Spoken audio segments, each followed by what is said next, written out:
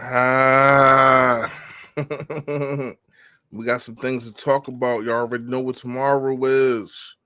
Bring it in, bring it in, bring it in. Let's speak. Take a seat. We gotta speak. Come on, y'all. Where y'all at? Give me a Yodak. Give me a thumbs up. Holla at your boy.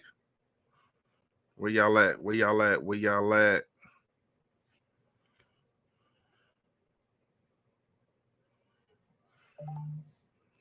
Okay, we're gonna wait. We're gonna we're gonna wait a couple. We're gonna wait a couple seconds to this thing room, and I want to get everybody in here before I speak what I gotta speak because it ain't really nice. BL, BLSG's already in here. Yo, that what's going on? These cookies. Yo, that what's going on? What's going on? Where the rest of y'all at, man? Holla at your boy. We gotta talk. Let me adjust the light. It's a little bit better. Yeah, it's a little bit better. All right, y'all getting in here. Come on, come on, come on, come on. Where y'all at? Where y'all at? Where y'all at? Where y'all at? Catching a body tomorrow. I like that. I like that, Eagle Slayer. Davon Trey. What's up, Philly Fresh? I live in the Bay Area. Hey, hey, I gotta ask you a question. How confident are they out there? Are they really confident? Because they did just put a jersey up on a Rocky statue. My guy, Chief says Birdie is a pack tomorrow. A pack.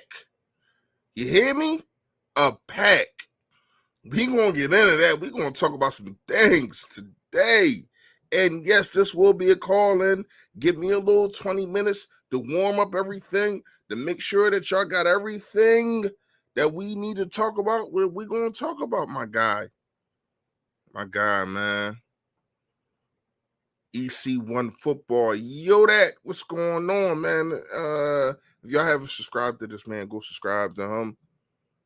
This man be talking ish just like me. That's why I like him. Who else in here? My man D's Cookie say, I have to catch some hands tomorrow.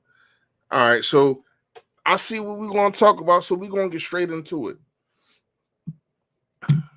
The Philadelphia Eagles, just the Philadelphia sports, period, has been disrespected. And it's not just this year. It has been even in 2017. Carson Wentz should have won MVP. He had more touchdowns than Brady. He had more yards than Brady, but they still gave it to him, even though Carson Wentz didn't play in 3 games because he got hurt. Right? Coming to the situation, and I know, and I get it. This is the golden child, the NFL golden child, and he is that guy. I'm not even gonna lie to you. I love Patrick Mahomes. I like what he do. He's probably the only quarterback that I would take over Jalen Hurts right now. Like Burrow, you can give it to me. You know what I mean? But to me, and Burrow is really like a toss-up right now. But when you look at it, Patrick Mahomes is really only the other guy that I would take. But here's what I'm gonna say: he has not had a better season. It's always the goalpost being moved for Philadelphia Eagles or for the just Philly sports, period. Like, even when you look at Embiid, right? This man has been carrying his team for like the last 5 years. Going to a situation to where as though he has Ben Simmons as his second best player, but still getting to the playoffs when he's not performing, right? Then you come into a situation to where as though last 2 years, one of them should have been, and like I probably say not last year, but the year before that, he should have got MVP. But they say he didn't play enough games. Then he plays enough games. He leads the league in scoring, and still they give it to Jokic. Did you just see what he did to Jokic today? 44 points, 2 steals, 3 blocks, 18 rebounds. Put on performance, man. So let's get to the football side of things. Jalen Hurts. Jalen Hurts is our MVP. We got to understand that. And I think that we all know that. For the simple fact of, when you look at this situation of what this man had to conquer, first of all, he had to basically steal the job. He had to steal the job in 2020. 2021 looks good, needs to improve, needs weapons, yada, yada, yada. We get that. And it still was a question mark. A lot of people had question marks. I didn't have question marks. I just said I need to see where, I knew he was going to develop. I need to see where his development was going to go. And I don't care who you are, content creator, coach, whoever. Nobody's seen this. Now, I did pick the Philadelphia Eagles to win 13 games. I did. You can go check. You can go check it. I knew Jalen Hurts was going to evolve, but he even exceeded my expectations. And I'm high on the guy. I'm high on the guy, and he exceeded my expectations. Just for that alone, a guy should win an MVP. Most valuable player. When we talk about most valuable player, it's the most valuable player to your team, not the league. We just seen his backup and Patrick Mahomes. Now, it was only, I get it. It was only one drive, but he went 92 yards down the field. So don't tell me Patrick Mahomes don't got the weapons. Don't tell me he ain't got the coaching. Because I love Nick Sirianni. But we all know, with those dudes over there, Eric Bieniemy and Andy Reid, we know they better than our coaching staff. But our quarterback has played better. Let me tell you this. Patrick Mahomes has literally lost 2 games. 2 games for the Kansas City Chiefs. He lost 2 games. Throwing interceptions late twice. Jalen Hurts has really not lost 1 game. He is 15-1 on the season. And that Washington game, you cannot blame on him. You can't blame it on him. Anybody that want to say that you can blame it on him, you're smoking or drinking something. Jalen Hurts is the MVP. I don't care what nobody got to say. But here's what I'm going to say. I hate it, but I love it at the same time. That they don't give us our props, because it fuels, like, if you got it, you got it. If you need fuel, this is the kind of fuel that is going to make you perform in the playoffs. Jalen Hurts said out his mouth, I'm not hungry, I'm starving. A lot of that is because y'all don't give me no respect. Y'all don't give me the respect. You got dudes having him as the 44th quarterback overall coming into the season. What? And still, they still double back. Oh, well, he didn't do this and he didn't do that. He didn't do what? What has Jalen Hurts not proved this season? Tell me. Win a championship? Oh, that's about to happen. The 49ers are going to get packed up tomorrow. And we're going to make sure y'all got your notifications on. We're going to shout out the BBP. We're going to do the pregame. And I'm going to be just like how I am now. A lot of people are scared. Not me. Not me. Not your boy Philly Fresh. You want to know why? Because at the end of the day, they have talent. We have talent. The cornerbacks are not better than our wide receivers. Their quarterback is not better than our quarterback. And I'm going to tell you, That defensive line that they want to raise hell about and stop in the run game. Every time somebody says they're number one in rushing, remember what happened with Jacksonville? They was number one in stopping the rush and yada, yada, yada. Put up 200 yards on them. Every time somebody says something about another team, what do?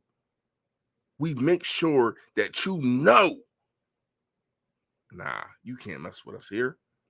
Jason Kelce is going to dog walk Fred Warner. I put up the tape. If you had not seen the video, make sure you go see the video, do's and don'ts. And it is also a free giveaway. Make sure you hit the like for your boy too, please. I appreciate it. It is also a free giveaway in that video. After this, make sure you go see it. I put up tape from Jason Kelce getting to the second level. Fred Warner's going to have to deal with a monster. Fred Warner is going to have to deal with somebody he has not dealt with this whole time. Let's see what y'all say. What y'all got here? Hurts the superstar. He is. Period. And he's going to prove it. And it's a shame, EC, that he's going to have to prove it by winning the Super Bowl. But it is what it is. What up, big dog? Yo, that. Can't wait to get this win tomorrow for my B-Day. Hey, man, listen. Kadarius, happy birthday to you, man. Seriously. Your birthday tomorrow or is it today? And when they say D can't stop the run, King Henry got blasted. Let me tell you something, these cookies. We went through a 3-game stretch of, and he's supposed to be killers. John Taylor. Taylor from Indianapolis, Derrick Henry, Zeke Elliott. And those 3, just after we got Linval Joseph and the Dominican Suh, in those 3 games combined, they didn't put up 100 yards. What team does that?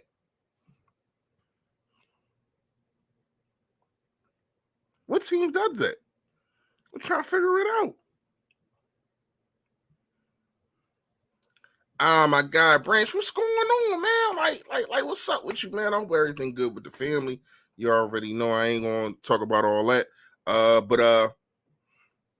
what's going on? This is what I do, bro. This is what I do. I told you. I told you don't want to chill with me outside of work. I'm damn near gangster outside of work, man. Jonathan Taylor, my bad. Jonathan Taylor. But when you look at the situation, this run stopping defense has been prolific since we got Linval Joseph and the Dominican Suh. Christian McCaffrey, he gonna have a day. He gonna have a day getting hit.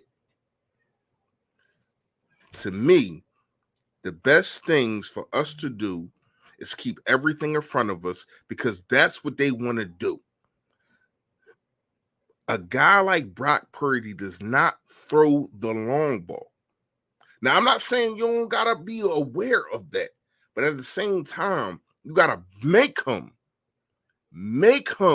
throw the long ball. And I don't think he can win a game like that. If you get up 14-0, the game is over. The game is over. The game manager and a guy like Brock Purdy, because everybody is praising this guy. I haven't seen this guy come back from a 20 deficit. Have you? I haven't seen this guy shoot it out with quarterbacks like Aaron Rodgers, like our guy did. Have you? I haven't seen it. He's not a shootout guy. And a lot of that is because of the defense, but the defense have played, not this offense. They're in trouble. Let me see what y'all saying. Unleash Davis. I think they're still worried that Davis is hurt. I don't know what's going on, but I like to sprinkle in the Davis because Linval Joseph has been playing out of his mind. And he is. Him and Sue are Super Bowl winners. So right now, I like what they're doing. Sprinkling Davis, and in the next 2 years, we're going to see Davis emerge. I'm not worried about Jordan Davis. I'm not. He's a rookie. He's a big guy. He's the biggest guy that we have other than Jordan Mailata. But we have to understand that the guys that they brought in for 1 year contract, they are eating right now.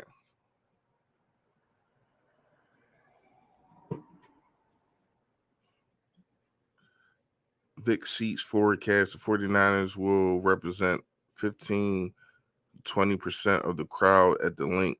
Expectations rise to 30-35, looking at 20,000, 49 fans in today. Not bad. I don't understand what you're saying. You're saying at the link? Even if that is the case, those 20% are going to get drowned out by the 80%. Do you understand? This is Philly, man. It's Philly. I live here. I'm literally 5-10 minutes away from the stadium. I know what it's like up there. They give it up. Like, I be on a highway sometimes on my way from doing a pregame, shout out to BBP, doing a pregame, going to my house, and I put my window down. I could hear them on the highway. I could hear them on the highway. So don't tell me nothing about that. I don't understand what you're getting with that, man.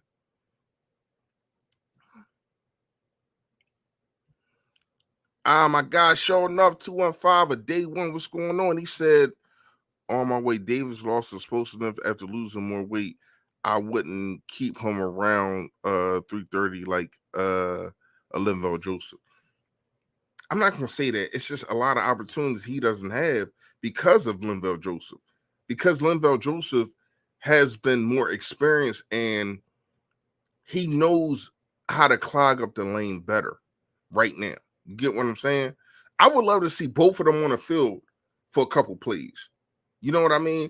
But we're not facing, here's what I'm going to say. We're not facing that kind of Derrick Henry and AJ Peterson kind of running back. You're facing a running back that can line up in the slot. He can do a lot of things, and they do. And this is what I definitely, and I forgot to put in my do's and don'ts. When they do the wildcat type of thing, I need just people just to stick who you are with. Do not go and just try to chase everybody. Trust that your teammates are going to make a play. Can I say this? Avonte Maddox is back. We literally have 22 starters out of 22. That is a blessing to say. A lot of people cannot say that coming into the playoffs. I don't know how it worked with Nick Sirianni, and a lot of people was giving him slack for the non-hit and the non-contact and doing this and doing that in the pregame and yada, yada, yada. But at the end of the day, it looked like it's working. You're going to the NFC Championship with 22 out of 22 starters. And that's a problem. Jonathan Gannon is on a whole nother level when he has CJ Gardner and Avonte Maddox in the middle of the field. He knows how to construct and use those guys to get after the quarterback, disrupt the quarterback, and do a lot of things. Not gonna lie to you, man. This might really look ugly. A lot of people got this as a close game. I really don't. I think it's going to be close in the first half. But once it get away from Brock Purdy, he's going to make mistakes. And that's cool. I don't want the 49ers fans to sit there and say, Brock Purdy, first of all, Brock Purdy ain't even going to be your quarterback next year. You still got Lance. He's not going to be your quarterback next year. And this game is going to prove why. Now, even if it was Lance, we would still smoke him too. But we have to understand. Y'all have to understand, not us. Y'all have to understand. He has not faced an atmosphere, a defense, and an offense like this all year. When you look at the schedule, you got the Seahawks, and you got the Arizona, and you got a couple. I think out of the seven that they won, I think he only faced two teams that had a winning record. This is the best record in the NFL. This is the best team in the NFL. And once again, the title was the disrespect. The fact of the matter is, they are disrespecting us by 2.5 points. You get 3 by just playing home, period. You get 3. If you're home, you get 3 from the rip. So that means that we are kind of underdogs. I need people to understand that.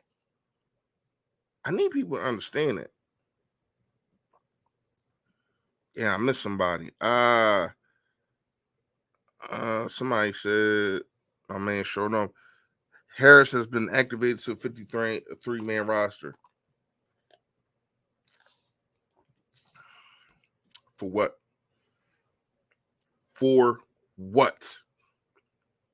Now, last game when Avonte Maddox wasn't playing, I said put him in there.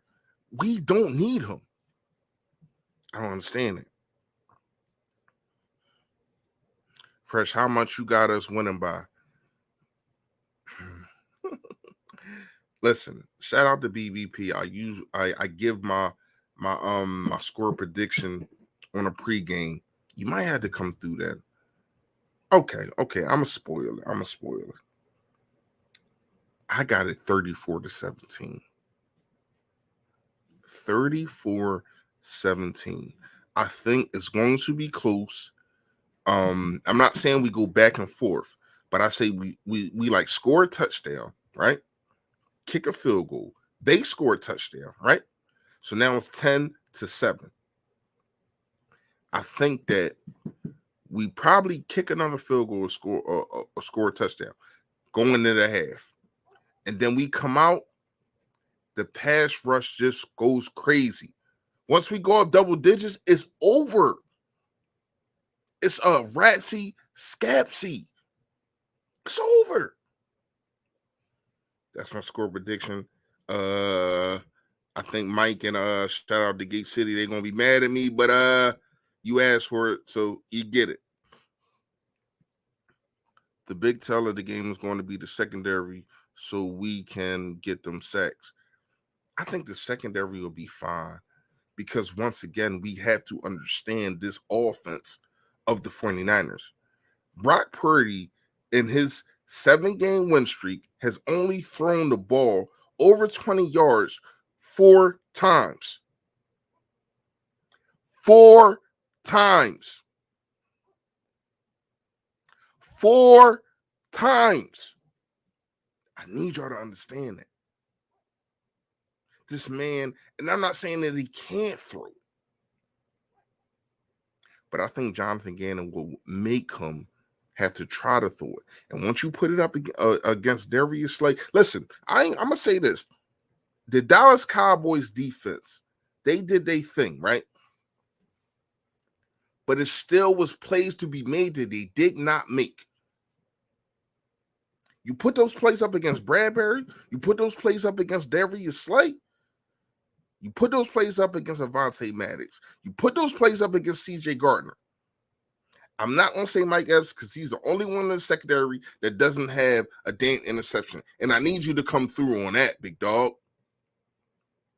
Reed Blankenship got one his first 5 minutes in the game, and you still have not won, and you played every single game this year. I love Marcus Epps, sorry. I love Marcus Epps, what he brings to the table, but at the end of the day, he is not a playmaker. He's not. But you can solidify that tomorrow at 3:00. You can solidify that tomorrow at 3:00. All right, y'all. I am going to be putting the link in the description. Give me a second. Oh shoot, I gotta do it from YouTube. I forgot. Give me a second, y'all.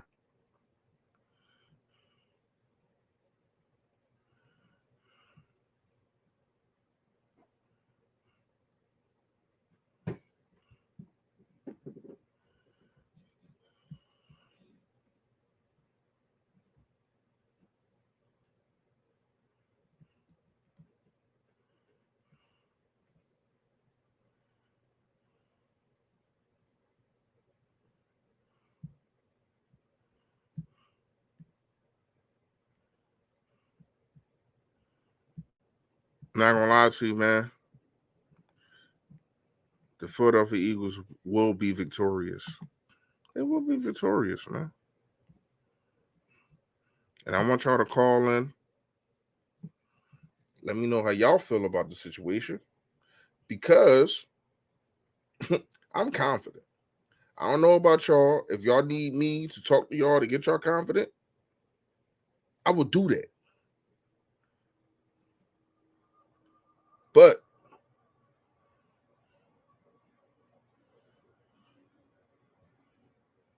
hold on, I'm trying to pin it for y'all so y'all can get it.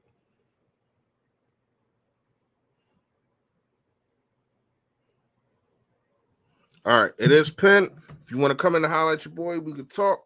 We're going to be on here for about another 30 minutes. So holler at your boy.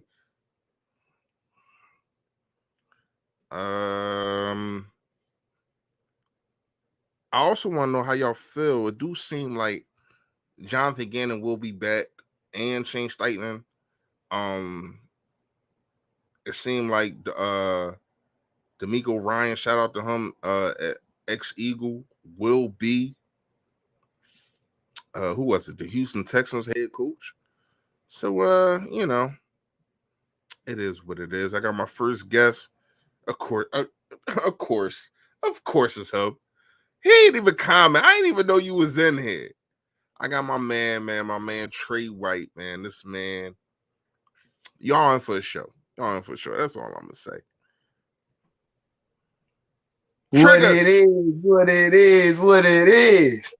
Trigger, what's going on, Trigger? Man, I'm chilling, man.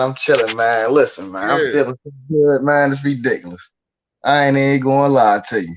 I'm feeling good. Hey, listen, I did the post game like you asked, man. I did the post game. You know, you was at the post game. I'm tripping. I was at the post game. Hey, listen. So since the post game, and now we know because we didn't know who we had to. No, did we know who we had to face when we did the post game? 49ers at the Giants. We knew all that. Man, I do so many videos. You already know. So I really need to know how you feeling right now. The game is in less than 24 hours, man. Man, you talk about anxious and ready. You feel what I'm saying? Listen, I'm gonna be glued to the TV. My eyes gonna be wide open. I'm trying to tell you, it's gonna be wide open until the second quarter. So since your eyes gonna be wide open, what is because I gave my matchup on my do's and don'ts, and you don't ever comment on my do's and don'ts. This is a free giveaway, man. Get your free giveaway. Get your free hoodie, man. You know I got the merch, man. The link is in the description. Make sure y'all hit the like. Go to the description. If you want the merch, it is in the link. All right. I just had to do that real fast. Hold on. You know, I'm a salesman. You got to go get that. Go get that merch, man. If I don't see y'all in the Philly, if y'all see y'all in the fresh joint, you feel we gonna have a problem. You feel me? I gotta cop me up like 3 of them. You feel me? But we gonna talk about that. I definitely need to hit you up because I definitely need about 3 of them joints. But yeah, I was about to say, all I do is work. So, but no, bro, I'm trying to tell you, like, man, listen, this 49ers game, man, get your popcorn, get your water, get your beer, get your Henny, get your Crown, get whatever you get for the game, do whatever you usually do for this game, and have your pillow beside you, because in the third quarter, right. Mm-hmm. I'm tired of them putting up high school JV players up against this NFL team. Listen. All right, man, Broughton. All right, listen. All right, listen, because I'm gonna try to keep this rapid. I'll bring you back on. If you want to come back on, I'll bring you back on. But I got some questions for you. And then, like I said, like I got some people in the background, you know what I mean? Oh, all right, cool. And All right, so you gotta get it done today. For you, though. Let me ask you this. What is the biggest matchup that you're looking at? Number one. Number two, what is your score prediction? It's not really an individual matchup. Devontae Smith and AJ Brown, pick your poison. You're gonna have to bracket coverage one of them. You're not gonna be able to bracket coverage both of them. That's just the matter. That's just the fact of the matter. We are going deep. We are not Dallas. We have the protection up front to go deep. We gonna blow these boys out. I'm trying to tell you, and we have a run game with a quarterback and a three-headed monster.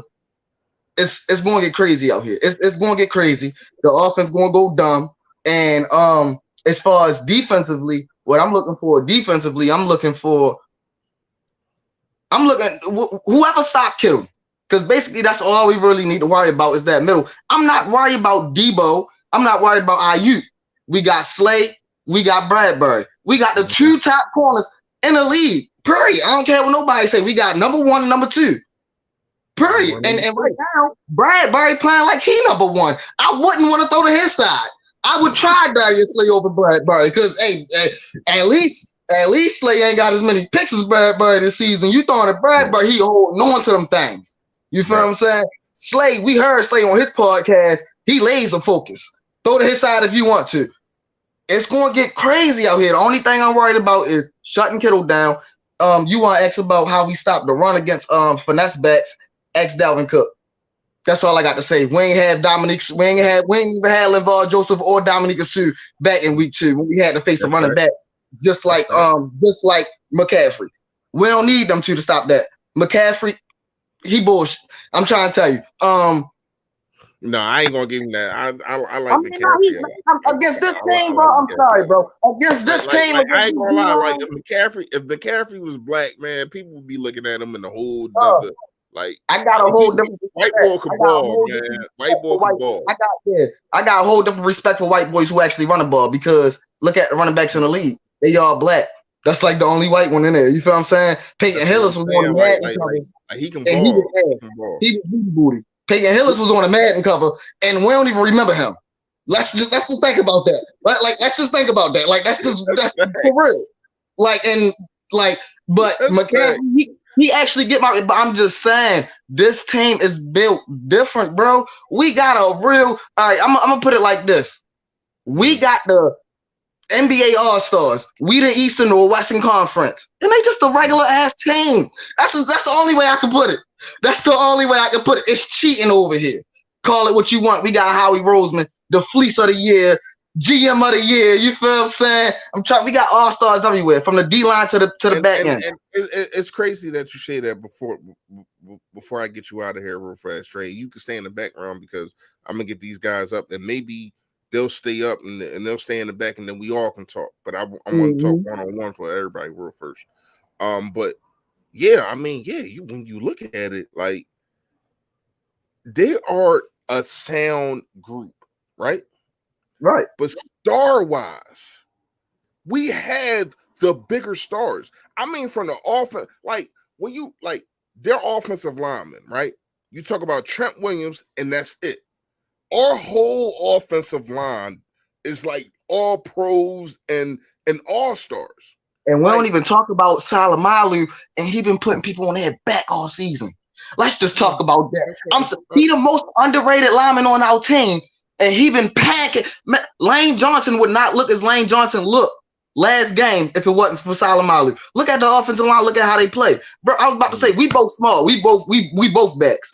You know how it is. You feel what I'm saying? And then I'm real small, so I'm a receiver getting it to the outside. You feel what I'm saying? Yeah. So that's what I did. But bro, when you look at it, bro, Lane Johnson would not have had as good as a game as he did if it wasn't for Salamalu, because what they was doing was they was leaving Jason Kelsey by himself. Jason Kelsey was handling his own, and Lane Johnson was getting that help on the inside. So the only thing you could do was go outside.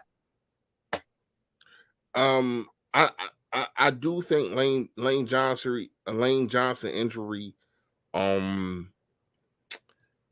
You seen that it took a toll on him, but I gotta respect the big dog for holding it out.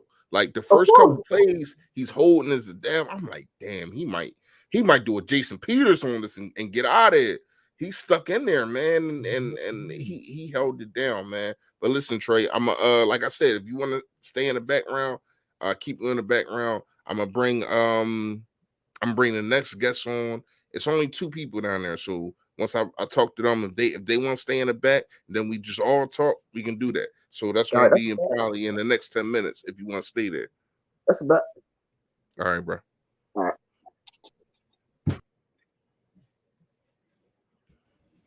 I got my next guest. Where y'all hiding? What's going on, yo? That. How you doing, Mr. Philly Fresh? You excited about this game? What's going on, man? People don't really call me Mister, man, but I appreciate it, man. You make me feel old or something, man. Nah, man, it's mutual respect for you, man. I appreciate it, man. What's going on? How you? So I gotta ask, man. How you feeling about the game? 2 questions. What is your matchup that you looking at in the NFC? Are you confident? I'm in the NFC Championship. Are you confident that the Eagles are going to win? And what's your score prediction? Oh man, I'm very confident that the Eagles are going to win this game. As far as matchups in this game that nobody's really talking about is I want to see TJ Edwards on George Kittle. I want to see how this team is going to stack up versus the tight end group. So don't sleep on George Kittle. And as far as my confidence, it is sky high through the roof. I have us winning 37-13. We're about to blow the doors off this team, man. They've been sleeping on us heavy. Purdy is overrated. Your score, like my man showing off right here, he said 38-17. Muhammad, I got you. I gotta go on YouTube, but I got you. You will have a wrench by the end of this live. I got you. Anybody else need a wrench? You just let me know. I got you. And I heard the last dude talking that we were all-stars. Nah, we the Monstars. We are the best team in the league right now. Facts. I'm trying to tell you. Yeah, I agree with that. And it's crazy. Like, it ain't like it has been these last couple weeks and like they 7-game win streak and like we have been the best team all year other than when Gardner Minshew was in. Right.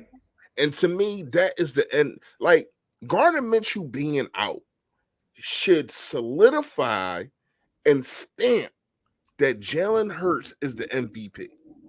If everything was reversed and it was Patrick Mahomes that went out for 2 games and they teams lost both of those games, Patrick Mahomes would still be the MVP. Right. No matter what his stats was, because it's most valuable player.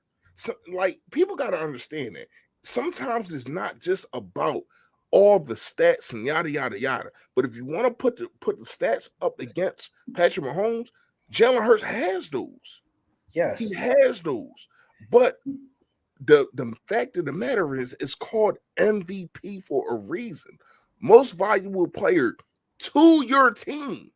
Yes. And he has proved he is not in a system. He is the system. That's why every time I make my videos, I make sure that I let people know he is the system. He's not in a system. Because a lot of people, man. Like, this dude, like, we go out and we try to perform and we lose 2 games. Like, I don't see the Chiefs losing without Patrick Mahomes. They could have easily lost to the Jags without Patrick Mahomes, and they didn't. It just shows how good the Chiefs are without Patrick Mahomes. If you ask me, I think Jalen Hurts deserves that MVP. Yeah, that's facts. I mean, so when you look at it, they coming into it, and this is another thing that I didn't talk about. that I really want to get into is the fact of the matter of Brock Purdy has looked good in well, I don't even think he really looked good last week. He looked okay-ish. Yeah, You know what I mean? Yeah. He looked at okay-ish. But I think the Philadelphia Eagles would have beat that Brock Purdy last week at the 49ers. Now, you got to come to Philadelphia. Like, he was definitely shaky. Like, yeah, you could praise him for not turning the ball over, but at the end of the day, it's not the best stats in the world, just barely over 200 yards. I mean, it took like 3 or 4 sacks or whatever, but I wasn't really impressed with Brock Purdy. I mean, I wasn't either. And that's what I'm saying. So that's why I need your score prediction, because when you look at what Brock Purdy is going to have to endure, not just the defensive line coming at him wave after wave after wave, and we seen what they did to the Cowboys because they have one wave. Yeah, we got like 4 waves that can come at you. Like, we got a guy like Milton Williams that can disrupt your defensive line, and he's a third stringer. Mm-hmm. You know what I mean? Like, this defensive line is so built and so dominant. And not only that, we have a great offensive line, and I love how people are comparing us to the Cowboys. We're not anything like the Cowboys.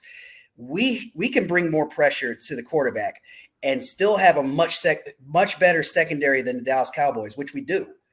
That's the difference between us and the Cowboys. That's why I think we'll win this game by a landslide compared to the Cowboys, who try to play it safe with their passing game and whatnot. Right.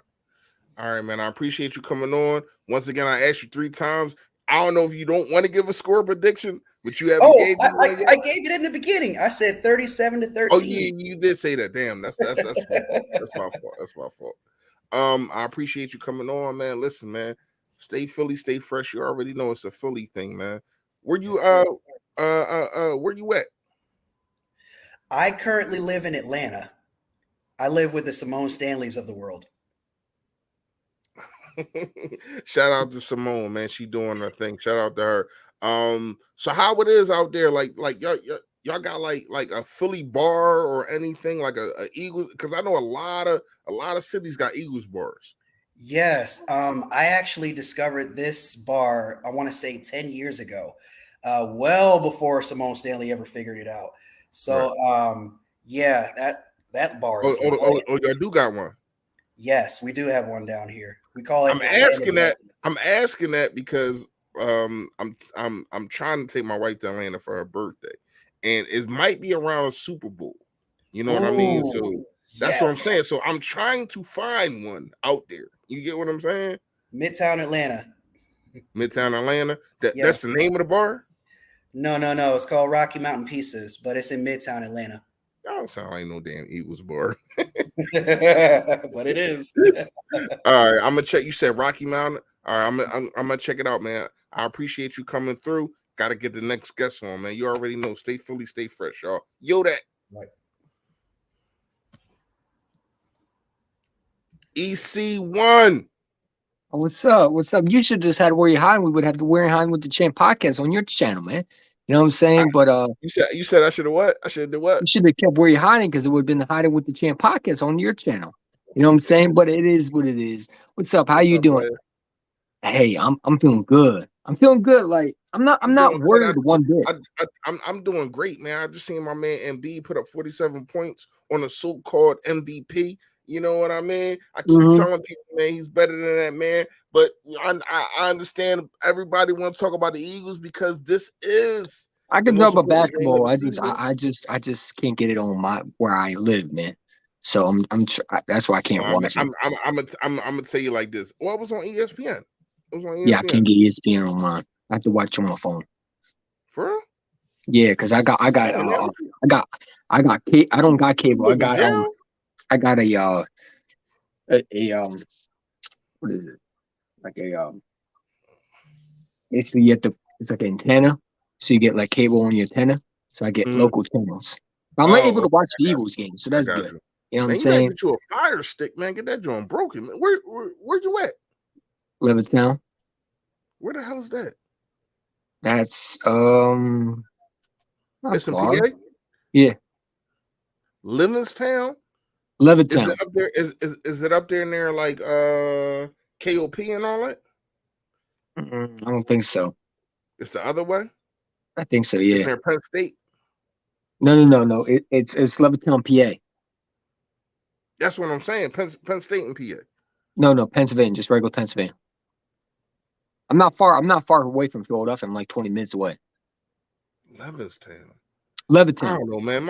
My wife, she a real estate agent, so she don't know all that. But I don't know. I ain't never heard no Hey, Livingston. And I've been from town to town. It's near Allentown, Norristown. no, it's not. What you live in a black hole, man. Like what's going on? All right, I'm living somewhere. matter. That don't matter. What matters tomorrow, the Philadelphia Eagles take on the 49ers, 3:00. What is your biggest matchup that you want to look at? What is your score prediction? And what is the main reason that we are going to win the game tomorrow? I think we win this game because I think our defense is going to get the Brock Purdy. I think he's going to make them. I think he's going to make them regret hopping off the plane. I think he's walking into, like I said, I've been saying all along, walking into a dark alley where there's already bats ready to hit him, and he don't even know it. That's what he's walking into. He's walking into a beach house. So he's walking into a dark alley, a real dark alley. Do you No think lights, he's walking nothing. into that alley confident? You think he walking into that alley confident? Yeah. Listen, you heard Nick Bosa today. He was talking about how he doesn't even watch Jalen Hurts at all. He don't watch film on him.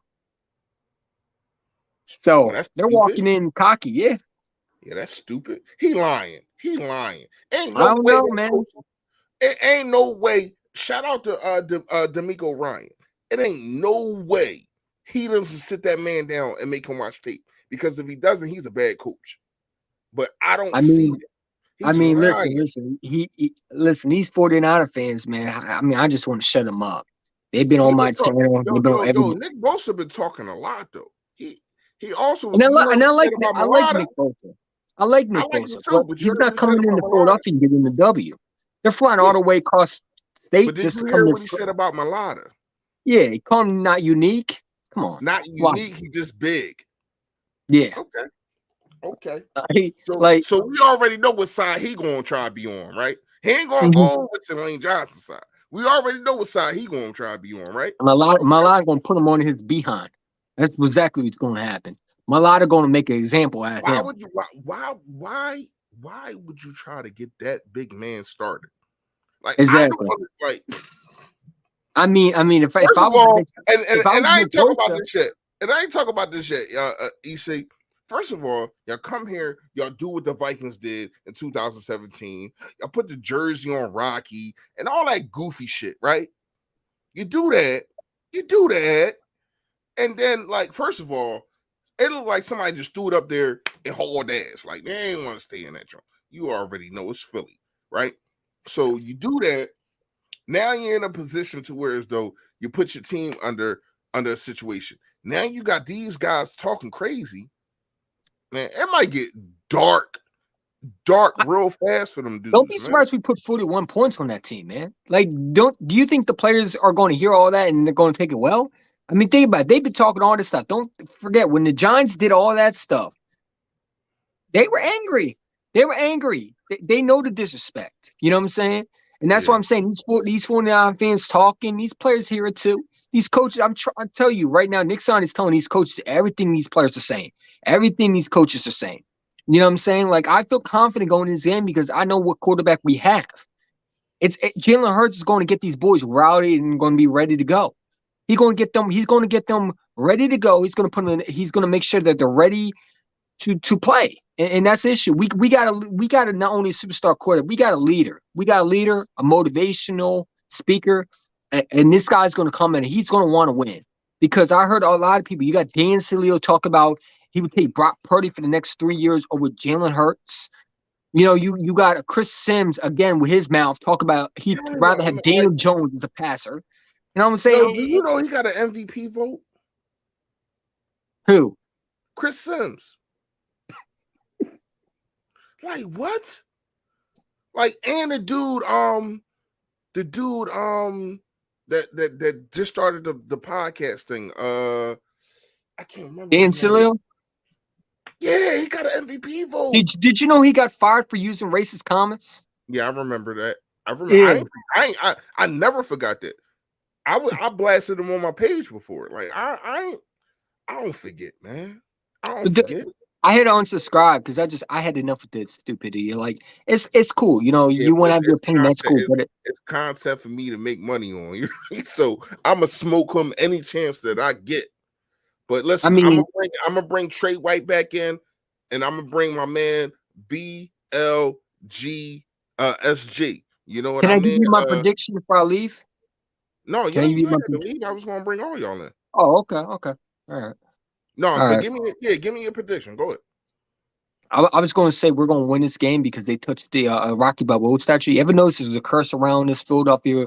Why would you do that? Think about it. The Giants put a Rocky Balboa put a jersey on a Rocky Balboa statue. They got beat 38-7. You know what I'm saying? Think about the Patriots when they did it. They lost the Super Bowl. The Vikings, what did they touch? They touched the Rocky Balboa statue. They lost 38-7. I'm going to go with 38-7 the 49ers. I think the Eagles get mad, and I think they're going to drop 38 points on them. I think it's a curse, man. Every time you touch it, you disrespect it. Not only did he touch it, did you hear the Brocky, the story, the underdog story? They asking for it, man. They talk about they're going to take over the stadiums. Yeah. Like these 49er fans are asking for it, man. And you know what? All I got to say is good luck. You know what I'm saying? You got a lot of 49 fans asking for it. It's in trouble. You know what I'm saying? But we're the bad guys when we go after them. We're the bad guys. Just to let y'all know. You know what I'm saying? So, I mean, I got nothing else to say, but I think we're gonna beat them, and I think you ain't got nothing else to say. I'm about to bring on 3 more people, and I got nothing to say to the 49ers. Oh, I mean, I just want to win. I was gonna say this. I want you to get your shine on. I got to use the bathroom. I got to pee real fast, so I was gonna bring everybody on, and I want you to host this because I know that you can hold it down for me. Yeah, all right. So I'm gonna bring on my man Trey White. What's up, man? What's up? How you doing? What's going on? And where y'all hiding? Yes, what's up? We already know each other. Let's go. You know what I'm saying? Right, so hey, listen. Before I go use the bathroom real fast. BLGS, you was the only one that haven't gave me a score prediction, and the reason why the Philadelphia Eagles are going to win, and the position that you're looking at. I see you got the Sixers jersey on. You already know, man. You already know after we beat the Nuggets today. You know where your Hyden's got he's got the Sixers hat on. You already know. I see you, player. Hey, listen. I need you to give me your score prediction. Tell me why the Eagles are going to win. And not only that, tell me the biggest matchup that you're looking at.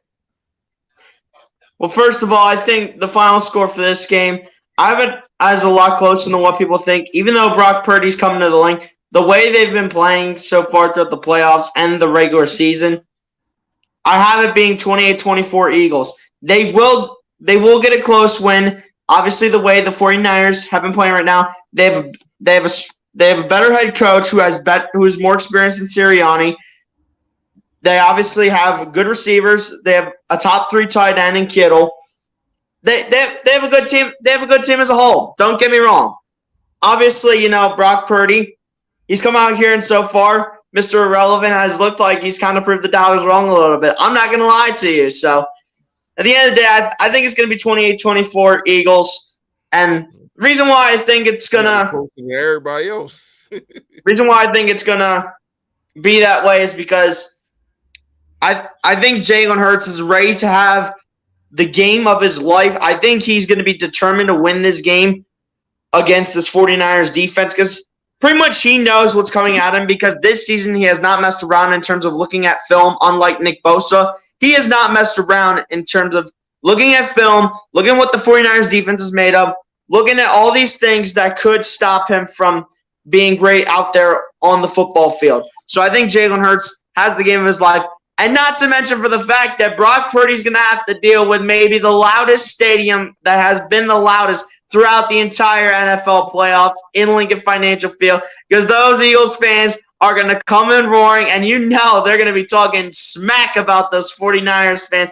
I saw at least maybe 70 of them when I originally was going to go to the Sixers game, but apparently couldn't get the tickets to go. So saw a lot of 49er fans, though, to be completely honest. Didn't really interact with them or anything like that. But at the end of the day, I think that it's gonna be a close one. But you know what? All that matters is that I have the Philadelphia Eagles going to the Super Bowl. I don't think it's going to be you close. Heard that, Debo Sam? I really don't think it's going to be close. I don't see them making a close game. Hold on, everybody. Because I respect your opinion, though. I'm gonna let y'all get all your shit off. I just want to say this. I've been thinking about this for probably the last 3 days. The Philadelphia Eagles really need to appreciate what the hell, and I know EC and me have gotten on Howie Roseman. Yeah, right? Me too. Smoking. But I think we really need to appreciate what the hell is going on. I mean, when you go all the way back from firing Chip Kelly, right? Bringing in Doug Peterson. In his second year, he wins a championship, right? You basically part ways, fire Doug Peterson, whatever the case may be. In Nick Sirianni's second year, he's in a national championship game. Yeah, I mean that's and not only that, this is two different quarterbacks. Yeah. Well, I think part of it is hold on. My fault. When teams lose their quarterback and their head coach, what do? They dumpster dive. I'm talking about Super Bowl winning coaches. They dumpster dive. But yet and still, this team, and I love 2017 Eagles. This team is more talented. Yes. Now they have to get the job done to say that they're better. But talent-wise, and not only that, remember when Jay Ajayi, right, came on the team? That's my man.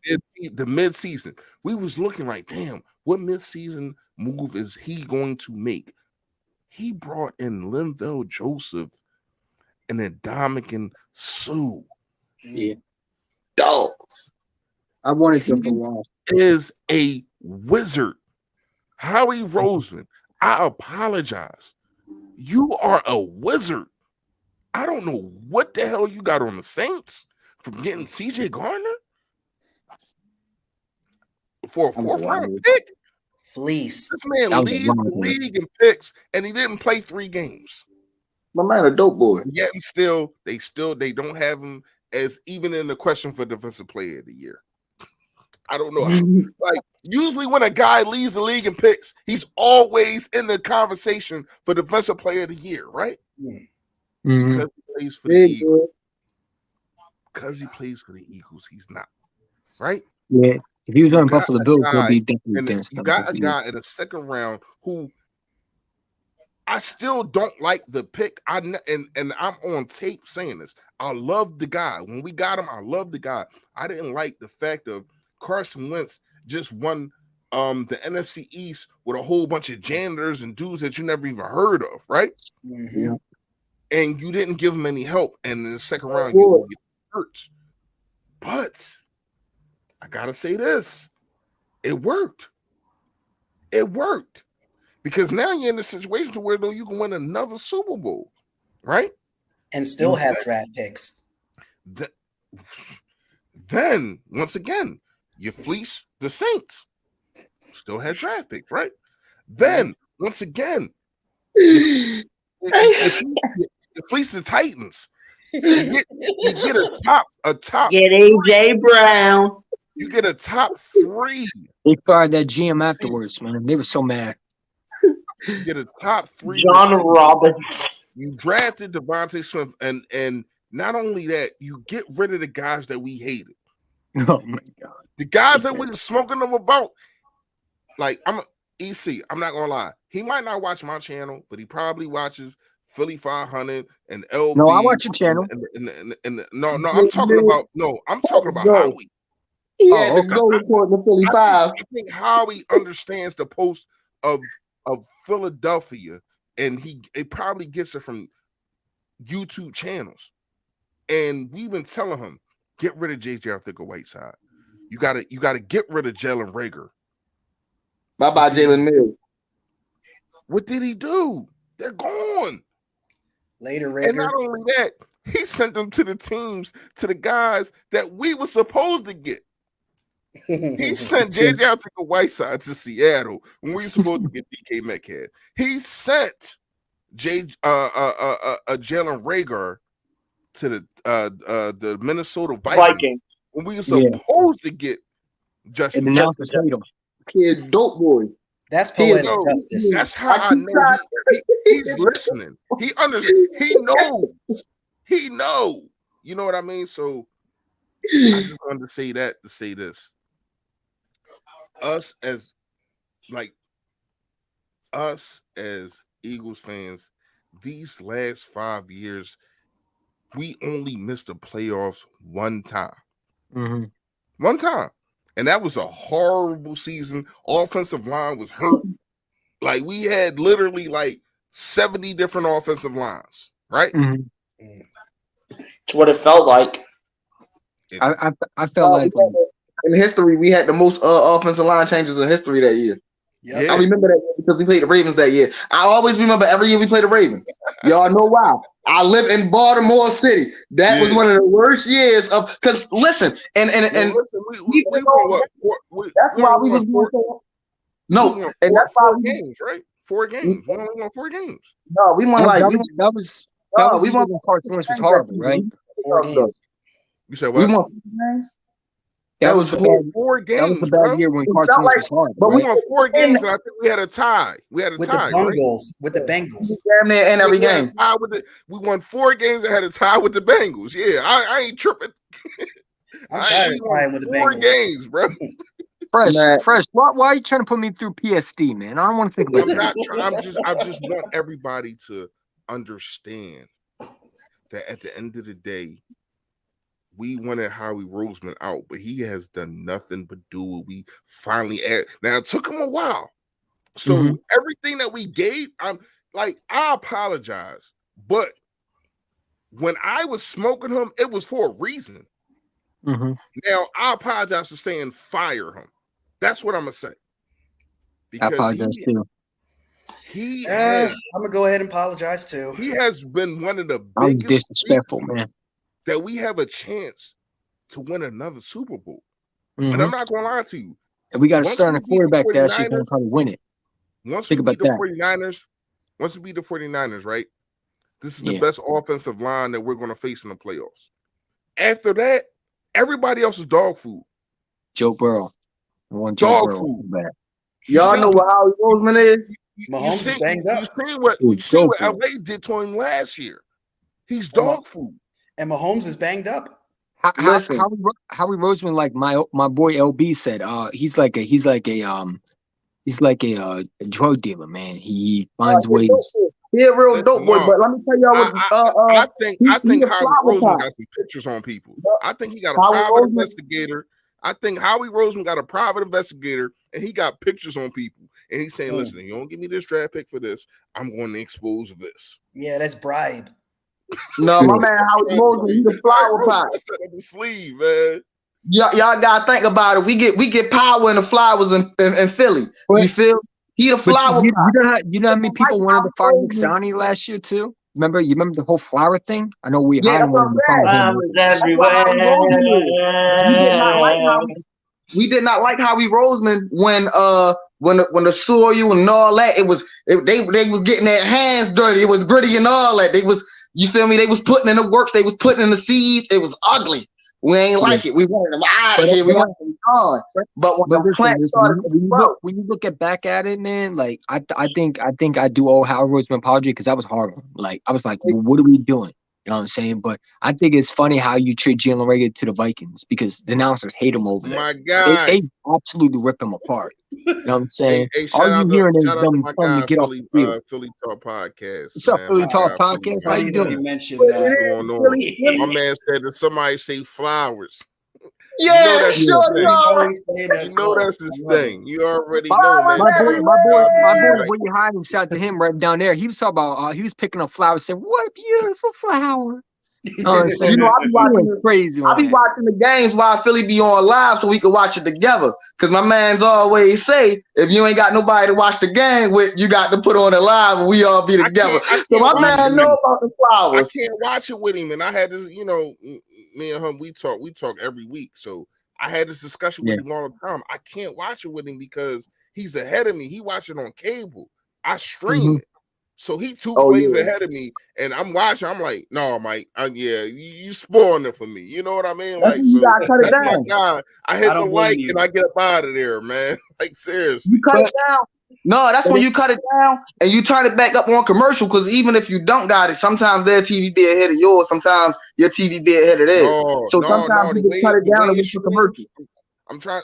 Listen, bro. I've been doing this since Mike been doing this. Like, literally, like. I'm one of the first guys to watch his play-by-play ever. Like this, I'm talking about the last 3 years. Like Mike been doing this for the last 2-3 years. He's doing it for a while. That's what I'm saying. So I literally will watch him, and he's saying, Carson Wentz, and this how far this is.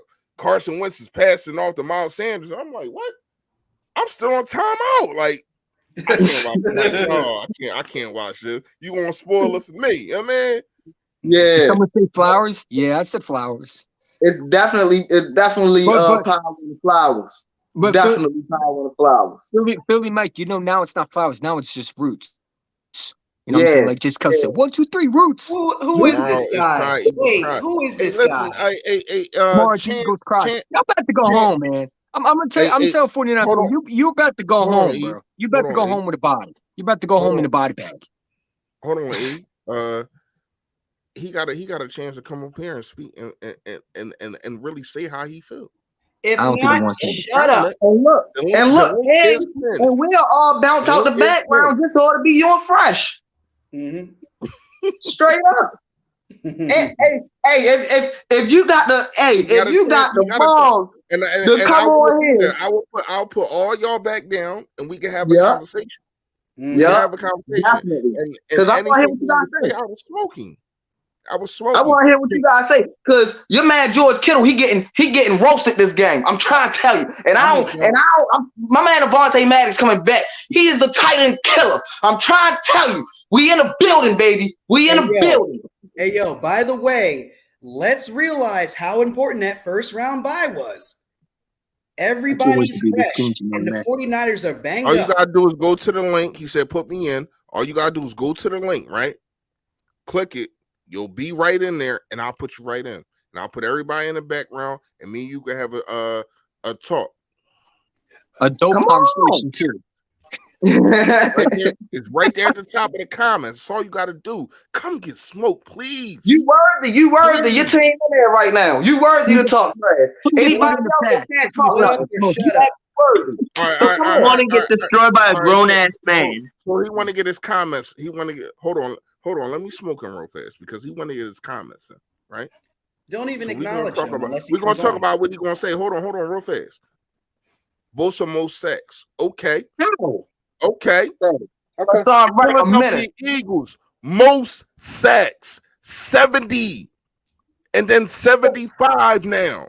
We the third. You talk about one man.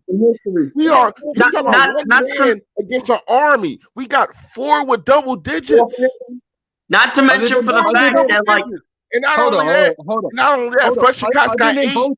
Other than Bosa, what other sack leader do you have? None. That's what I was about to say. Exactly. What other sack leader do you have? We got Josh Sweat and Hassan, and if we don't have that, that's what I was about to say. The next closest has 5 sacks. The next closest is 5 sacks. Y'all don't have that defense that we do. I gotta put all y'all down. I gotta put all y'all down because he's in here. Let's get it. Yeah. So I'll bring y'all back up in a minute. Let's get it. Mm-hmm. This dude. Y'all got, huh? What's going on?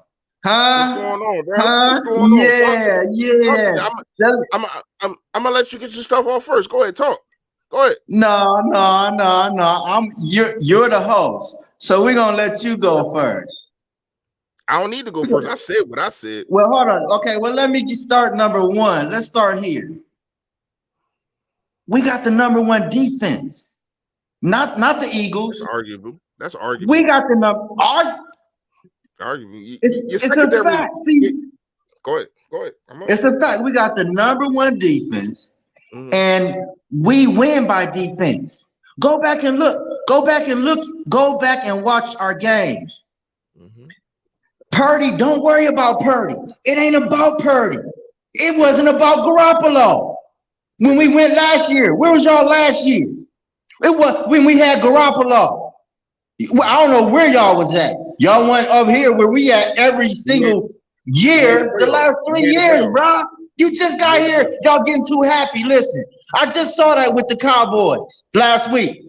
Oh, we so happy. We did. Because the first time, they really thought they might get over the hump. Maybe, because we got a rookie quarterback. We don't care about a rookie. Listen, I'm going to tell you what we're going to do. Remember this.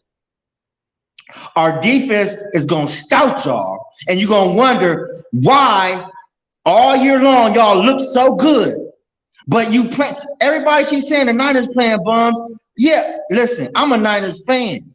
And I'll tell you, we've been playing bums from week one. I'm just now believing in Purdy. Just now. But every week I see us play, bro, the defense show up and just stout, man. And listen, this is what we do.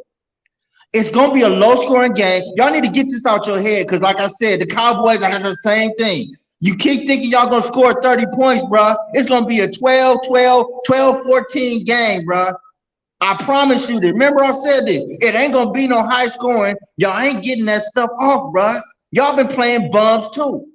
We've been playing bums. Y'all been playing bums.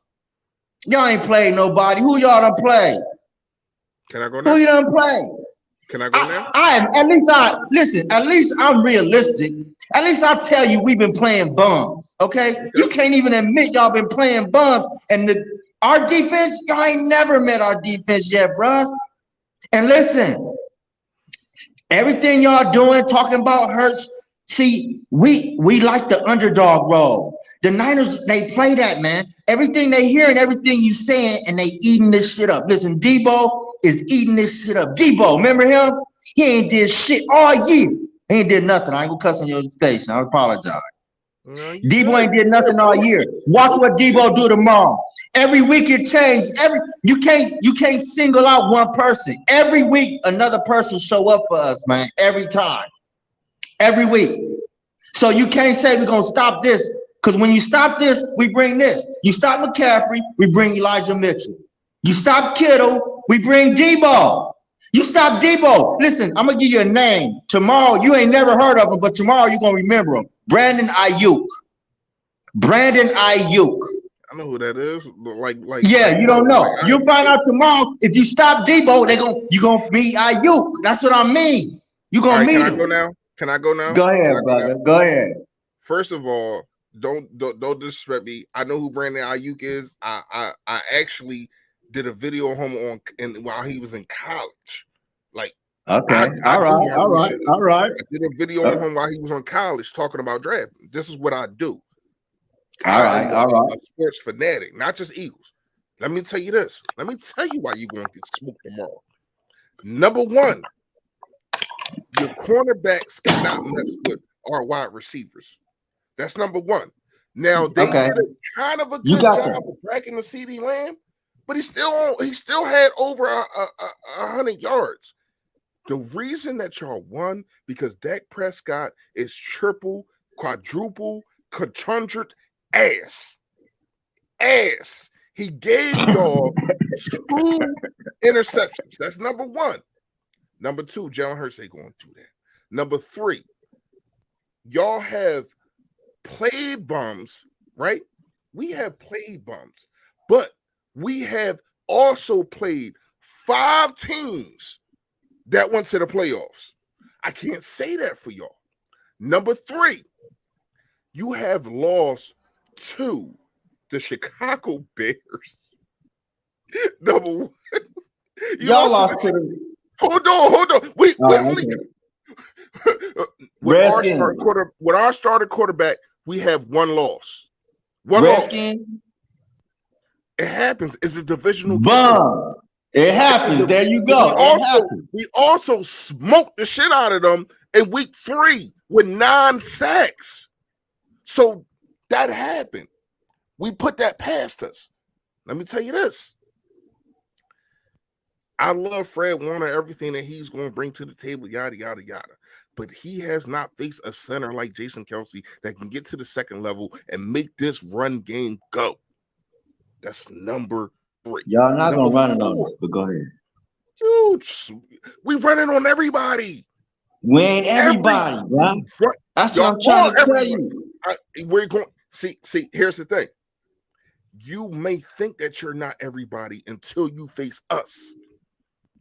Until you face us. We are. That's how we think about you. Hold on. We are that person. We that good friend. We that good friend that tells you everything that's wrong about you just to make sure that you do better the next time. Yo, bro, you got boogie in your nose. Don't go holler at the chick. You got boogie in your nose. Get that boogie out your nose. You got a boogie in your nose. And I'm going to tell you who that boogie is. It's your quarterback. Your quarterback was trash. He was trash last game, and that was at home. You think he's going to come to the Lincoln Financial Field and look like that and come out with a victory? Yes, it is about Brock Purdy. I'm going to tell you why it's about Brock Purdy. Because our offense has enough to give your defense 30. Yes, 30. And then he doesn't I'll be back on tomorrow after the game. Listen, you are welcome to come on anytime you want, brother. I will put that link up tomorrow after post game, and you can come on here. And listen, if you're going to come on here, if you win, but I need you to make sure that you come on here when you lose. Are you going to do that? Are you going to do that? Yes, sir. Yes, sir. I'm trying to tell you this has been the best team. I understand y'all on a 7, and I give y'all respect. Y'all on a 7-game win streak. You play who you play. It's the NFL. We have wins to where as though you look at it at the Colts and yada yada yada. We get it. I understand it. But I'm gonna tell you like this. Y'all wins don't match up to ours. Number 1. Number 2, your quarterback doesn't. That is the defining factor, and that's the reason why y'all going to get smoked tomorrow. Because Brock Purdy has not seen nothing like the Lincoln Financial Field. Have you ever been there? Have you ever been there in a playoff I'll game? tell you like this. Have you ever been? And listen. You keep telling me about. I know somebody. You keep telling me. Hold on. You keep telling me about last year and where was y'all at, dude? We just won a Super Bowl 5 years ago. Where was y'all at? We have been in the We have been in the playoffs. The last 4 out of 5 years, we have been in the playoffs. Where was y'all at? NFC Championship, and Super Bowl. The last 3 years. In 2017, we smoked y'all boots. So don't tell me where we. That was Jim Harbaugh. That's totally different coach. That's Jim Harbaugh. Give a damn. Okay, can I say something? Can I speak? You're the one that brought up the pass. I was talking about this year until you brought up the pass. So you want to talk about the pass? The Philadelphia Eagles have been the staple of the NFC. The staple. Can I speak now? Can I speak? You can speak, but I want you to answer this. Name another team that has been better than the Philadelphia Eagles in the NFC in the last 5 years. The Niners. We've been in the NFC Championship every year. Did y'all win a chip? No, but we right there. The quarterback has always been our Achilles heel. Y'all right there. But listen, y'all right there. Close only, close I'm only counts in horseshoes and hand grenades. Okay. If you didn't win it, you're not in it. If you didn't win it, you're not in it. Go ahead, bro. I'll let you talk. Go ahead. It's going to be a low-scoring game, not many points. And here's the thing: you guys better blow up on us in the beginning and get us behind the 8 ball. The only way you can win is get us behind the 8 ball. Because if you don't, and we stay 7 points, 10 points close.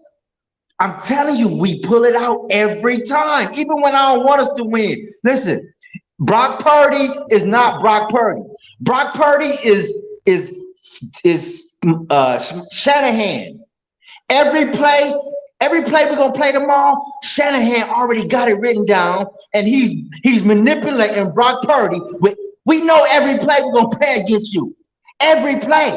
And it's not Purdy, it's Shanahan in his ear telling him every single thing to do. Just like he did Garoppolo, just like he did Trey Lance. Garoppolo is a bum. We should have never got as far as we went with Garoppolo. Never. But Garoppolo was just a tool. See, we load up everybody else and we slack at the quarterback. That's how we do. Okay? But here's the thing. If we close, you're gonna have we can run. He gets close enough till he score one, and then he'll hold the ball and he'll run all day on you and run the clock out. And you'll be just pissed. You'll be on the sideline pissed because all these weapons you got, he done took them all out the game, man. They can't even get in the game. What? Listen, the only way you're gonna win is if you score early and get us behind the 8 ball. I'm telling you the way to win. If y'all don't do it that way and we keep us in the game, Bosa's going, listen, every time Fred Warner grabs a tackle, he ain't tackling, bro. He's pulling the ball out these cats' hands, man. And one time and we get that momentum, it's a wrap. It's a wrap, bro. I'm telling you. Can I ask you a question? Go ahead. I have done my research. I am very good at what I do, right? All right. And you can say I'm confident, and you can say I'm cocky, whatever the case may be. In the 7 games that y'all won, 7 straight, and like I said, commendable. Y'all get a golf clap for that. I give you that. Why has Brock Purdy only thrown over 20 yards 4 times? Because we take the ball out of Purdy's hand, and all Purdy got to do is give it to one of our playmakers. And once he gives it to him, it don't matter if it could be 3 yards. They get the yards after catch. It's the yaks. We don't play for the deep. We play for the yak. Like so the thing is, y'all got to stop these 3-yard catches because you don't get mad when Debo take it and you got 8 players around him. And number one, he gonna bulldog one of them and make him look like a punk. Like you ain't never seen him look like all year long. Debo gonna do that, bro. And Debo gonna be the one to bust one loose. Y'all gonna have to blow us up. You brought up Brandon Ayuk, right? Let me give you a name and see if you know about this man, Hassan Reddick. I'm not gonna lie. I don't know the Eagles like that. You gonna know him on tomorrow. And tomorrow night after the game, you gonna say, "Damn, Philly Fresh told me about this dude." What's his name? Hold on. What's his name? Hassan Reddick. All right. Hassan Reddick. 16-sack Hassan Reddick. That's who he is. I'm gonna tell you. I predict. Let me tell you something. He's the only man to play on 3 different teams and had double-digit sacks on all 3 of those teams, landing in the Philadelphia Eagles' lap. And I'm going to tell you, he is going to be in Brock Purdy's lap all game long. Number 7. Number 7. That ain't Mike. When you see number 7 flash across your screen, that ain't Michael Vick. That's Hassan Reddick. Hey. It's gonna be 3-yard dumps. He gonna get the ball out in 3 seconds. They know what you got. They know you coming for him. It's not Purdy. It's Shanahan, bro. Shanahan is gonna time this thing out. Every play he got, that's a pass. It's a 3-yard, and he know you're gonna be running up on him, right? And he gonna have somebody right there to throw it 2 yards, 3 yards every time. You might catch the first 2. You're gonna be geeked when you get the first 2, but that third 3-yard pass. He gonna take it to the house, bro. He gonna take it to the house. All you gotta do, y'all gonna have to score early. You're gonna have to get a big lead on us because we not built to throw down the field long. We built to stay in the game, little dumps and little runs, and we break you down. Eventually, in the third quarter, them little runs y'all done stop, it starts to change, bro. And in the halftime, he gonna make adjustments. Here's the thing. You're going off the Dallas Cowboys game. I'm going off how we play all year long. No. I'm trying to tell you, we ain't Dallas. Dallas got one wave. We got 4 waves. I literally can name 7 people on our defensive line that can literally stop you. If you want me to do that, I will do it. But everybody in the chat knows who I'm going to say. But I'm trying to tell you, when you talk about defensive line, and I'm going to say these names, and I know that you're not going to know these people, right? But all these people are productive on the defensive line. We talk about Brandon Graham, Josh Sweat, Hassan Reddick, Linval Joseph, Milton Williams. You talk about Ndamukong Suh. I know you know who he is. Damn. I mean, the list really goes on and on. Like, I just stopped at 7. That was 7. Just remember this. If it's a low scoring game, you're gonna lose, bro. It's not going to be. I'm trying to tell you, this offensive line can hold and double team a Nick Bosa for Jalen Hurts to have time to throw down the field. Your cornerbacks are not enough for our wide receivers. They're not. I believe that's going to be our weakness.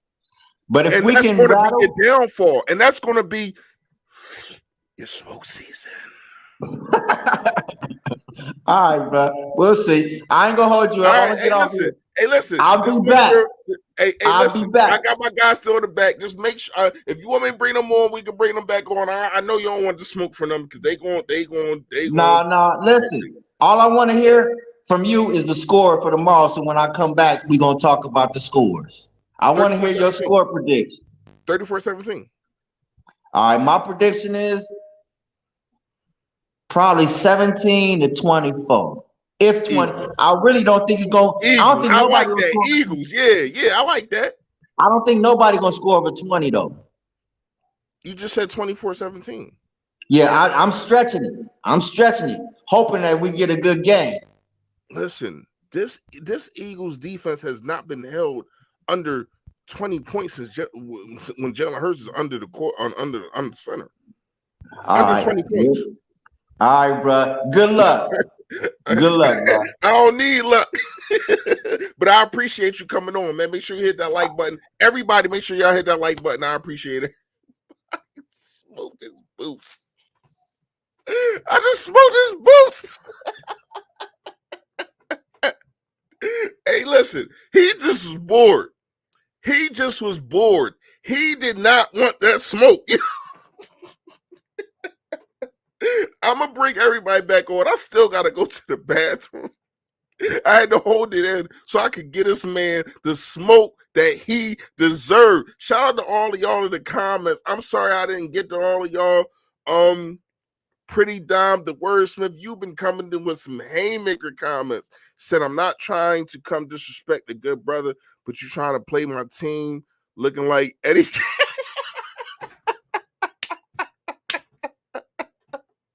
Hey, yo, she said, why is you whooping like that? Hey, man, don't leave man alone. He got enough smoke. Listen, everything I just told him, he is not going to sleep tonight. He is not going to sleep tonight. He did not know everything that I just told him about the Philadelphia Eagles. You see him kind of, he kind of questioning himself. Shout out to my guy. Top 6, Bosa, Reddick, BG, Josh Sweat.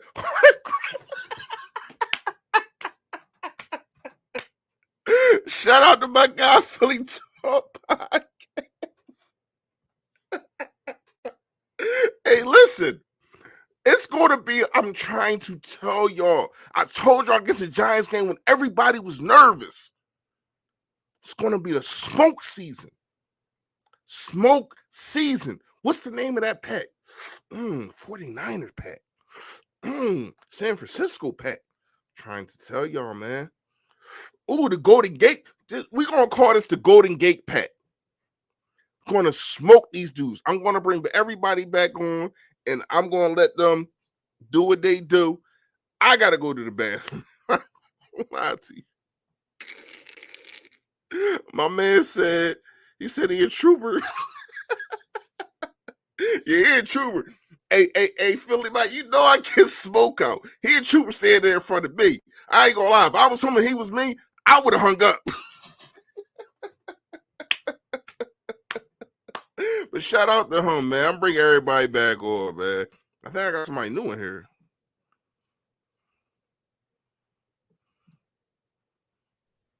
All right. Shanahan is the system, man. Smoke season. This guy said Purdy isn't the one you got to worry about. Shanahan, bro. Who is calling the plays? Billy Mike. No, Billy Mike.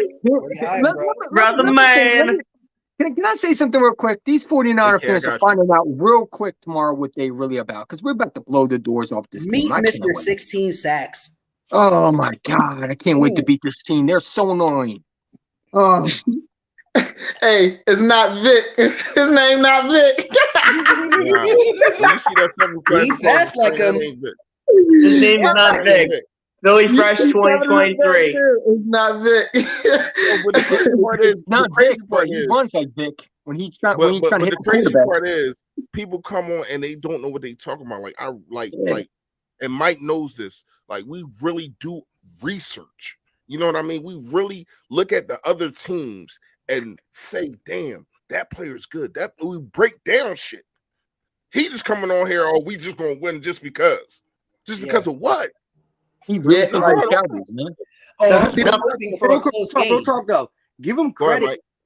I give him credit just because not many people are trying to do that. And of course, right or wrong, smart or not, he gonna ride for his team, and rightfully so. And so respect that he was able to have a grown man conversation. Not too many people do that nowadays. A lot of people be in their feelings over their team, like Twitter battles and stuff like that. Mm-hmm. But real quick, I just wanted to hop on here. Like, I'm on my phone because I'm at the family's house. I'll leave it tomorrow morning though, so I can get ready for this game. You know what I mean? You know, Mike.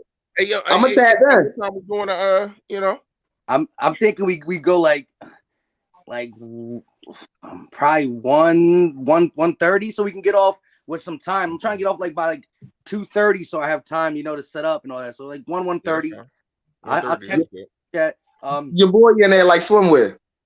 In fact, but look, I wasn't even clowning on that top 6 thing. That's realistically that's real. Their second guy to Bosa has 5 sacks. 5. I mentioned that. Yeah. Thank you.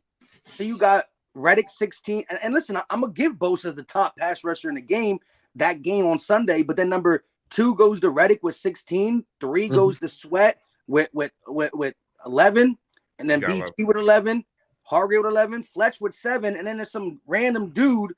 Don't even know his. I looked at his name because I put it on my last video, but he has 5. And listen, they were trying to say the dude who got the domestic violence charge, right? That got arrested, Aminu.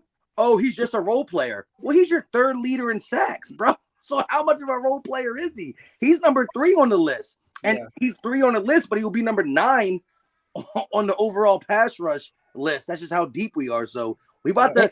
And listen, I'm gonna be real though. The only thing that got me not so much nervous, and we're gonna talk about this on Battlebirds podcast tomorrow for sure, is the only way I see this game getting out of hand is if they could run the ball on us. Because if you look at Brock Purdy's game log, he has a couple of them where he only throws the ball 22 times, 23, 25, 22, and that means 22 attempts. He's going to complete at least half of them. So your chances of getting a sack or ruffling his feathers, however you want to call it, is lower because they're going to run the ball. And that's what they've been doing. That's what they want to. So if you take the run away, Brock Purdy not beating us. And that's what I think it all boils down to. Yeah, But I mean, Mike, I mean, I'm not gonna lie to you. and listen, I'm not I gonna lie like to you, Nick Mike. Bosa, Like when you but I don't hold, see them beating us. Their offensive hold on, line's trash, other hold on, than E. Carolina. Hold on, EC. Let me say this before Mike get out of here and I go to the bathroom. I'm gonna say this, Mike. When you look at the situation of Avonte Maddox being back in the middle of that field, that helps the run game so much too. Not just like he does so much. We've seen it in the Dallas game, how much he means to a guy like Jonathan Gannon. Like the schemes that he puts him in, the blitzes the packages that he puts him in. Like him being back, I am totally confident. Like going into it, I wasn't. You know what I mean? But knowing that we have Avonte Maddox back, I am fully confident, man. I'm not gonna lie to you. I'm as confident as I am going into the Giants game, and we see how that happened. And you're wearing the blue again. I ain't mad at it, but this time, no, that's Sixers back. I know. I see it. But look, real quick, it's crazy, Mike, because I'm glad that you on here. I'm glad that you on here, right? Did you watch the game? Oh, Embiid, monster! You heard what he said, bro. MVP, bro. Stop playing with them. And this is how I started the video. It was really supposed to be Embiid and Jalen Hurts and just everybody in Philadelphia sports getting disrespected. Now MVP not getting the MVP the last 2 years. Jalen Hurts not going to get it this year. No defensive player of the year. When we have the leader in interceptions and a guy like Hassan Reddick not even getting met, all that stuff. But when you look at it, man, like MB is really on a tear.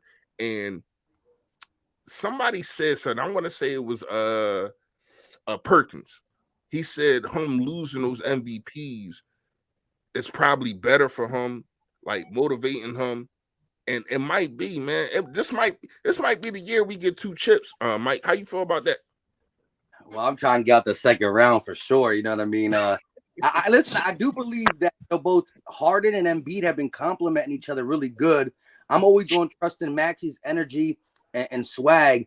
I do think that this team goes as far as Embiid, but again, I like how he worded that post-game speech, because he wasn't just, I'm being disrespected, blah, blah, blah. But he talked about it don't matter no more. Like, I don't care what goes on. And so this, to me, was the most grown manish. He sounded like we prop up Jalen Hurts because the man is young and he handles his press conferences like a G. And Embiid always had that little pettiness in him. And I love it. I'm a trash talker too. You know what I mean?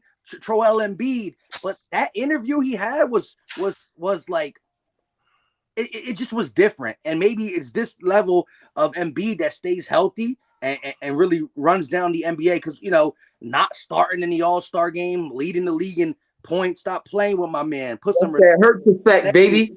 It's a Philly thing. Joel Embiid got that Hurts effect, baby. Listen, I ain't even a Sixers fan, baby. I'm just a Philly fan, baby. You feel what I'm saying? I'm a Lakers fan at heart. You feel me? All day. You feel me? I'm a Lakers fan. I ain't gonna sit there and lie. But I am a Philly fan, baby. So stand up, Joel. It's that Hurts effect, baby. That's all it's that Hurts effect. Man, listen, Joel running the Hurts, and he was like, oh yeah, you the leader? I'm the leader. I'm gonna start moving like you. Took a play out your playbook. That's what it is. I'm trying to it's a Philly thing, baby. It's a Philly thing. Hey, listen, I'm telling you, the whole city of Philadelphia, based on the past few years, has just been disrespected, man. Especially this year. This year, the city of Philadelphia has been disrespected officially. It hurt my heart. It hurt my heart. Especially, I gotta use the bathroom. So if y'all want to keep going, Mike, I know you gonna get out of here. I don't know if you're staying on, but nah, man, I appreciate y'all. I'm gonna be tuning in because, like I said, I'm over here. I'm actually about to work on something for them, so I'm gonna need something in the background. So I'm definitely tuning in. You know what I mean? Yeah. Mike, they made me get my score prediction. They grinded it out of me, man. I'm sorry, man. I apologize. We usually no. You know what? I don't apologize because you gave yours up too. I mean, I was watching. listen, D Gun go ahead and gave me his score prediction. I had to do it. You know what I mean? Oh no, you gave yours up before the D Gun Joel. You gave it up on the D Gun Joel, but you gave it. I think I can't remember who it was. I think It was no, on it was LB. calling. It was LB. Oh, it was LB. Yeah. Calling the call. Philly, Mike, what's your prediction for tomorrow? I want to hear it. I said 27-20 Eagles, but since we got Maddox back, I wanted to go 27-17. But since I had D Gun, I was like, listen, I'm gonna stick to my guns because no pun intended, we got D Gun. You did say that with the D Gun video. I heard that. I don't think it's gonna be close like a lot of people think it is. I think we're gonna beat the heck out of them, man. I'm sorry. Brock Purdy don't scare me.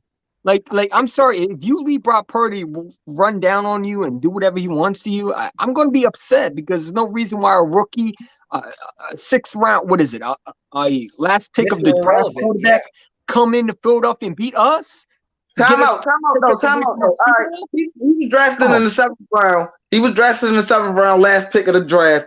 You had to get a man some type of respect, man. Like not against us, but you still got to give that man some type of respect just because of what he accomplished.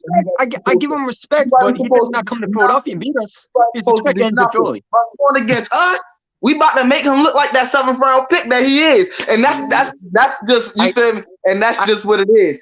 Philly already know. I just feel Case Keenum effect, man. I feel like we're going to see another Case Keenum effect. Man. Let me just say this real quick. Before I get up out of here. And Fresh he's never going to get to the bathroom for sure. Let me just say this. I have to use the bottle, man. Let's just say this. Let's just say we do win easier than what a lot of say we do win pretty good, right? We do our thing. This could be the game that has Eagle fans saying, man, please don't let Jonathan Gannon leave us. It might. Listen. Oh God. All I'm saying, he's not going nowhere. It has been reports that D'Amico Ryans is taking that job at the Texans. Yeah, so. True. Yeah, because he's all over there. But what I'm saying is, though, Houston. I'm not saying that. I mean, Jonathan Gannon can also get more interviews through other teams and all that stuff too. But what I'm saying is, Philly fans are welcoming the fact that he's leaving. This could be the game. This whole run could be the run that has us saying, JG, hey, we got to run it back. We did the whole 360 or the whole 180 or whatever you want to call it on Howie. You know what I mean? I heard y'all talking about that earlier. And listen, it might be some JG apologies. If we win the Lombardi, everybody got to say, bro. I got you. Everybody got to say sorry to JG for real. We got to, including me. Yeah. But listen. If you watch my show for real, I do be poo-pooing on JG for real. But listen, you give him credit too. I do. I give him credit more. And some people really get mad at me for giving him credit. You know what I mean? Look at our record. You can't. Exactly. How can't you give him credit? Like, how can you not give him credit? And not only that, in our 2 losses, you can't really blame the defense for real. And our defense been maybe on one drive, like that Saints first drive, like the Saints first drive, and the probably a drive after that in the Saints game.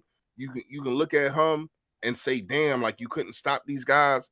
But in the second half, they really shut those dudes down and opened up the door for a guy like Gardner Minshew and Shane Steichen to take over. You know what I mean? But it just didn't happen. You know what I mean? In the Dallas game, they put up 40 points. But we did lose Avonte Maddox, and I think going into the game, he was a key guy. He was on stopping everything. And you see how he used them. When he left, I knew we were going to be screwed because Josiah Scott stinks, dude. He should not be on the field ever again, man. But look, I knew he's just not Avonte Maddox. I know that, but Josiah Scott's horrible, man. You also got to look at it. You also got to look at it in a different lens, because every team in the NFL, it don't matter what team you're going through. Injury undefeated. 100% of the teams every year going to have injuries.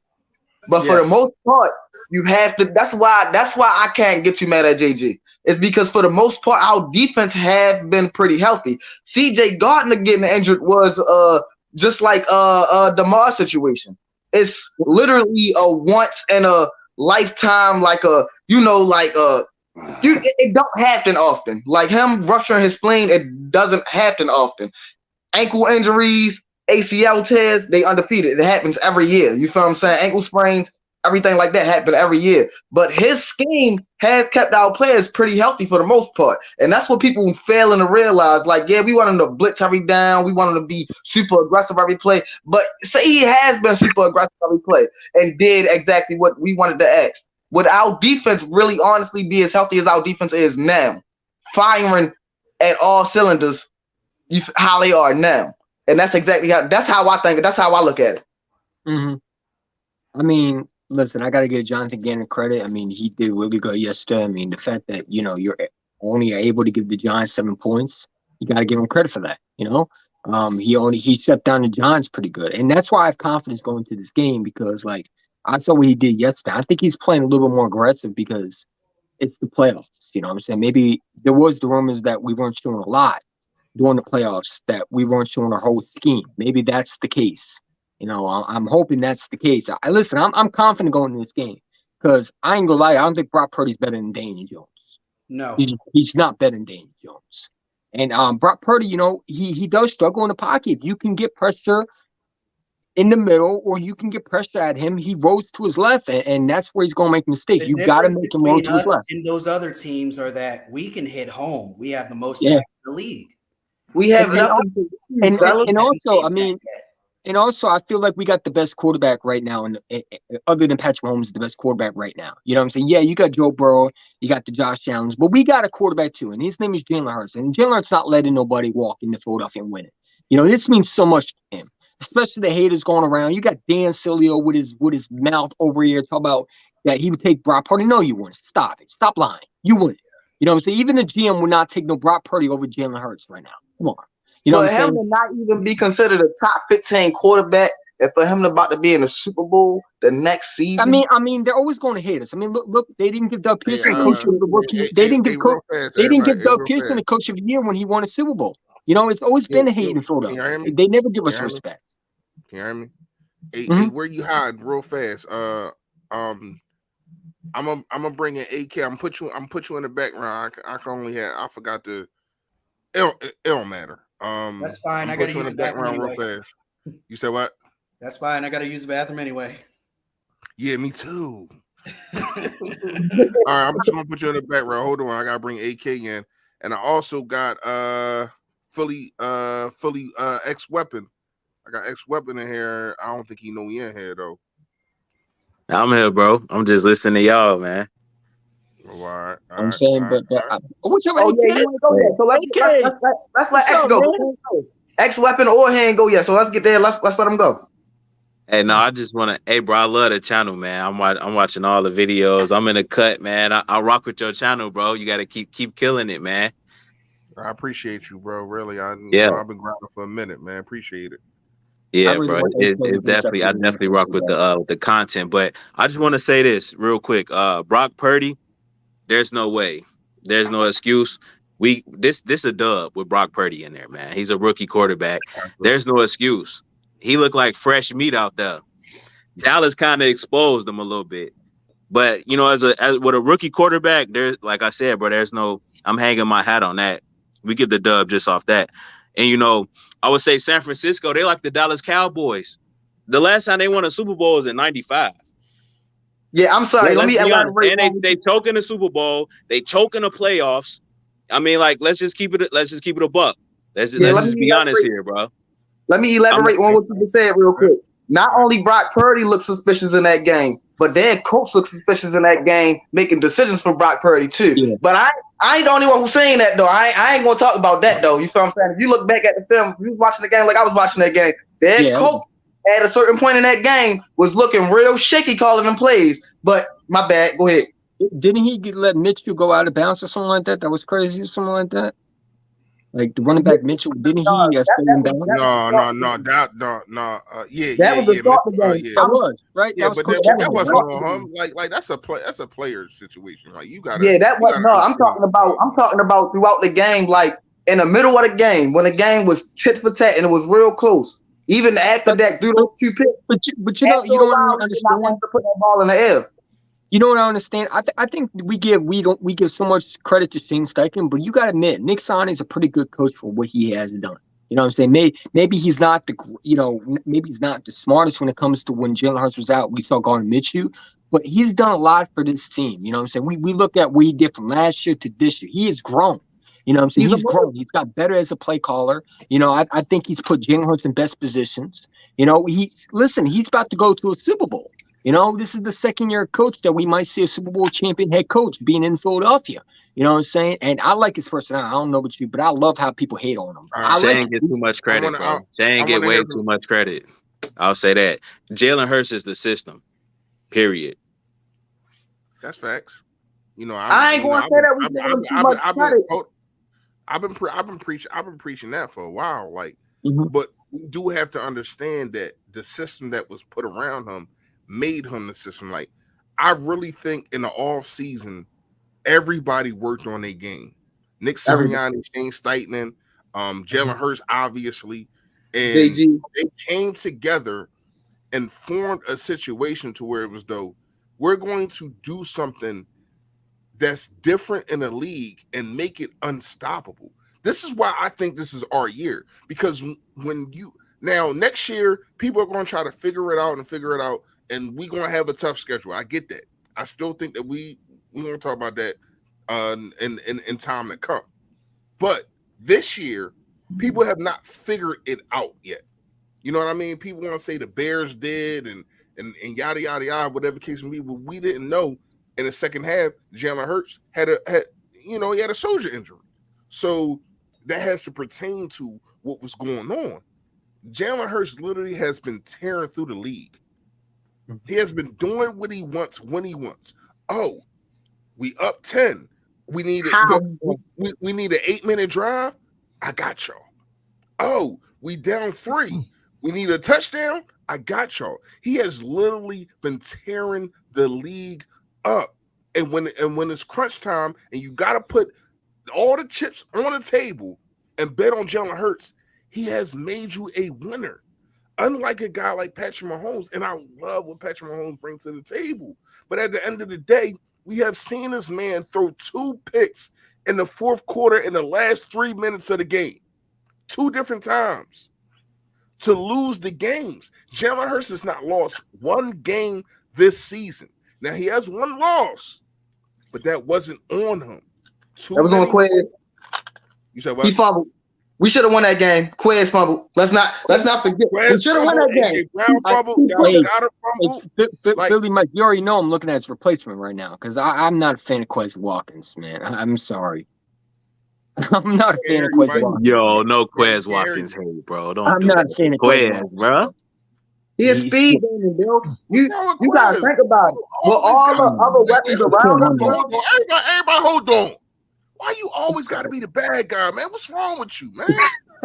Indulge and be happy with what we got.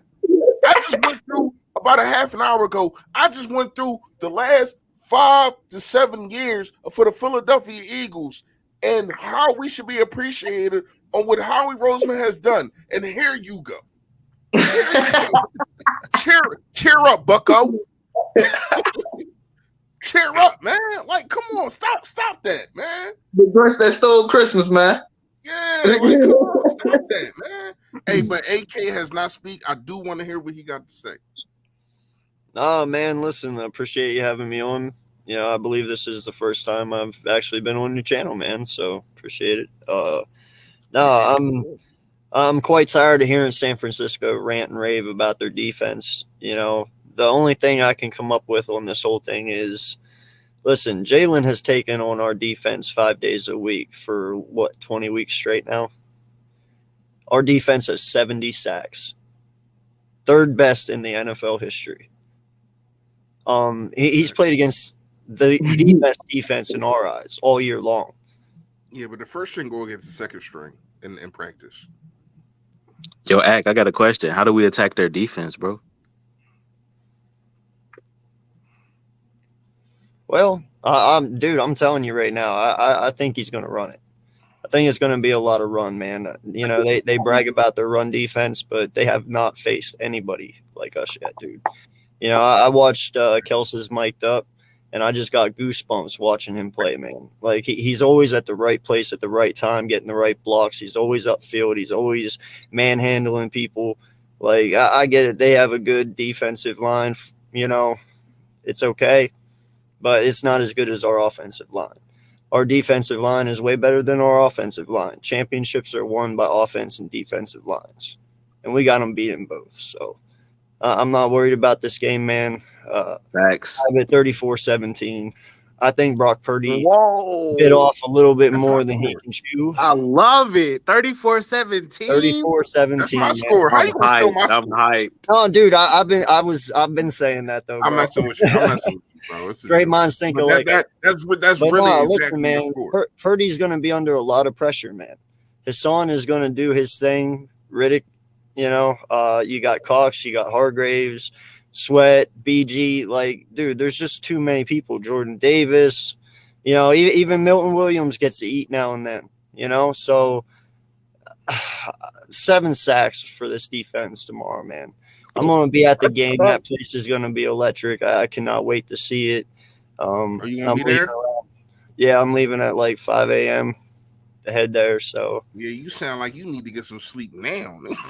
Yeah, dude, it's been a long day, long week at work, man. So I got a real question for everybody. I got a real question for the three of y'all: Philly, Mike, AK, and Fresh.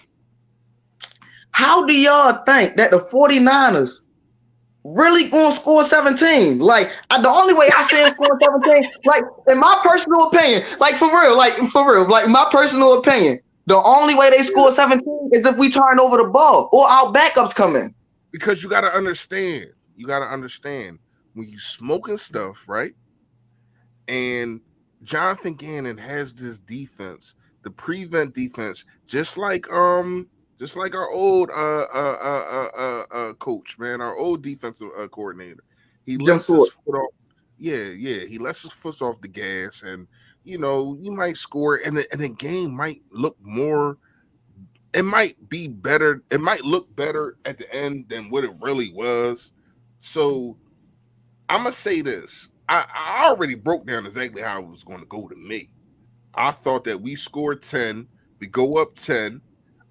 They score a touchdown. Jalen Hurts says, "Oh no, I put another 7 on you. I put another 7 on you." You know what I mean? They still got 7. Halftime, we come out. You know what I mean?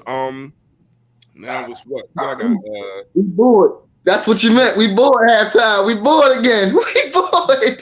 That's what I'm saying. So at the end of the day, I think it's kind of close going into the half. Like I said. I think it's like 21-7. It's kind of close, but then we take off in the third quarter. I mean, people got to understand we still are the best third quarter team in the NFL. Second and third. Don't disrespect our second point quarters. I mean, our second quarter points. We was best in the second.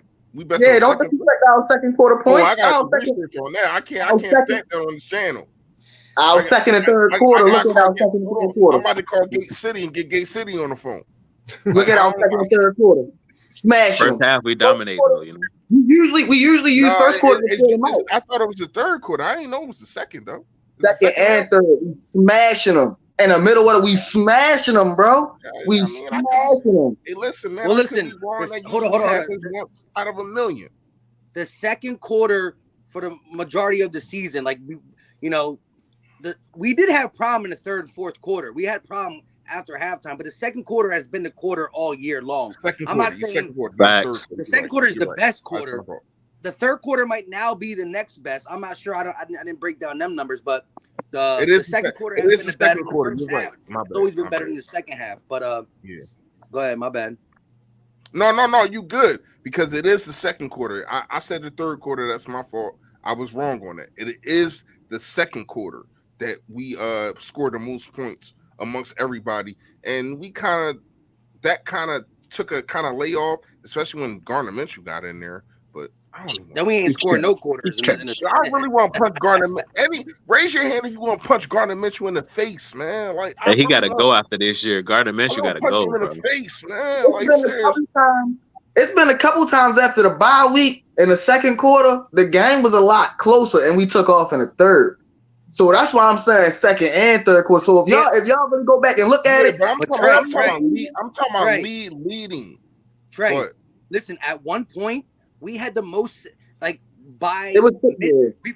around when we played the Texans and the Colts, we had the most second quarter points in NFL history. Yeah, that's crazy. We were on the pace to have the most. So even if we slacked off in the second, late in the season, there's no way that we're not topping the league in second quarter points because we were about to break records, and we probably still have a lot of second quarter points. Yeah. Hey, yo, Fresh, do keys to victory. What's the keys to victory, man? Yeah. That's the keys to victory. I do a little different. I do my do's and don'ts. I do do's and don'ts, but it's kind of like keys to victory. Yeah, same thing, bro. I like that. Do's and don'ts. I fuck with the do's and don'ts, bro. All right, I got you. Number one, you got to stop everybody has to make sure that they tackle. Hey, Fresh, we got to say do. First do. First do. Make sure everybody. Hey guys, I gotta get going, man. I got to show intermediate player who you are supposed to tackle. You have to make sure that you tackle them. Don't I want to say is you can't let Brock Purdy go to his right. You can't let him scramble to his right. We've seen multiple times Dallas get one guy pressure. A lot of that was Micah Parsons, right? And he would come up and then he would just scramble to his right and make a play. To us, you got to keep him in them lanes. You got to have a Hassan Reddick come on the outside, but also a Josh Sweat make sure that he gets on his side and Fletcher Cox in the middle to make sure that he can't go anywhere. This is the difference between us and the Dallas Cowboys. We have so many guys that can get after the quarterback. Another do. I need Jalen Hurts to push the ball down the field, and I don't think he's going to be scared. But I agree with that one. I don't think that these quarterbacks can mess with AJ Brown and Devontae Smith. I'm sorry. I'm sorry. They can't. You said what? 250 plus off the grip, like you got the grip. And the reason I'm not saying 300 is because I do believe, this will be a game where he can have close to 100. I think Hurts going to run the ball a lot. Yeah, and he's going to be effective to where it starts out like we're doing it a lot, but then we tail off because maybe we have the lead or not. But I can see in the first half he has like 7 carries for damn near 70 yards, 65 yards, and it could be like a 250. 250 passing, 90 yards rushing type game. And I think Hurts about to separate. Like, well, we know because we watch, but nationally, he about to make a lot of non-believers be believers. I think so. It's the stage for it, bro. It's the stage for it. So we're like, everybody's watching. So this is the point where the spotlight is on you. This is where you cement yourself as, one of the ascendant stars in the NFL at the quarterback position. Facts. Because listen, again, Burrow and Mahomes are going to play after us. So the morning talk is going to be mainly about us and the Niners. And the Niners' game plan is not to beat us with Brock Purdy doing the dang thing. They're trying to listen. And the only way this game is close is if they're able to establish the run game, which I believe Jonathan Gannon has to know. We got to sell out on that. He got all pros in the secondary. You got Maddox back. You can be more aggressive. You can do a lot of different things. You got to stop the run game. And then if Brock Purdy somehow beats us, well, I don't believe that's happening. I agree. So you definitely got to sell out and do what you got to do there. And let it be Jalen Hurts put on the show, and then see if Burrow and Mahomes can keep up. Well, Mahomes, we know he can keep up. And Burrow has been great, but, Burrow's got he got handed the mantle off that 1 year, and Jalen Hurts, it looks like we need a year and a half to give him the mantle. So, Burrow did big things in his second year, going to the Super Bowl. He lost it.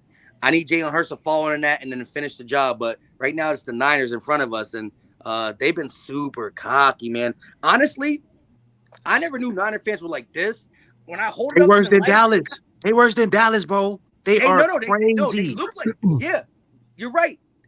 Holding the Niner fan up to the light, I see the star and they look like Dallas fans for real though. It's rough out. It's crazy. I mean, the way they was fighting out there, I mean, it's ridiculous. But they call us ridiculous. We don't do all that, but we ain't gonna talk about that. I mean, that's just the whole nother What's your situation. keys to victory? What's your keys to victory, bro? Man, my keys to victory very simple. Very simple. Go out here, you feel what I'm saying, and be the varsity team that we know that we is, and send them JV boys back home. That's it. The game plan is out physical them because they not as physical as us. They don't have as much waves as us at the defensive line position. Send a hella waves at them. Make sure you, like Fletcher Cox said, as long as they rushing together, there's nothing that they can do. My man Fletch been on the tear. It's going to get one in the trenches like it always do. I can see our running backs being extra blockers in the first half. Jalen Hurts getting off on the running game. I really see it being a sideline game with Devontae Smith and AJ Brown going crazy on the sideline. Dallas Goedert being a decoy. It's about to get crazy out here. We about to send them physical boys back home, thinking that, you feel what I'm saying, they need to do more push-ups and sit-ups and get ready for next season. Because we gonna be the team to beat again next season. But hey, you feel me? We just gonna focus on this game. That's all I'm saying. We just gonna focus on this game. Let me ask y'all all a question too before AK gives his keys. Who do you listen? And just because you pick one, don't mean the other one ain't gonna go off. Because I think we're gonna try to run the ball. We're gonna be semi-successful. I think we're gonna get big chunks, but there's gonna be some plays that make Nick Sirianni want to stop the run game. But I believe the wide receivers and Hurts are gonna get loose. Who's gonna have the bigger key, game? dog. That's the key. AJ or Devontae?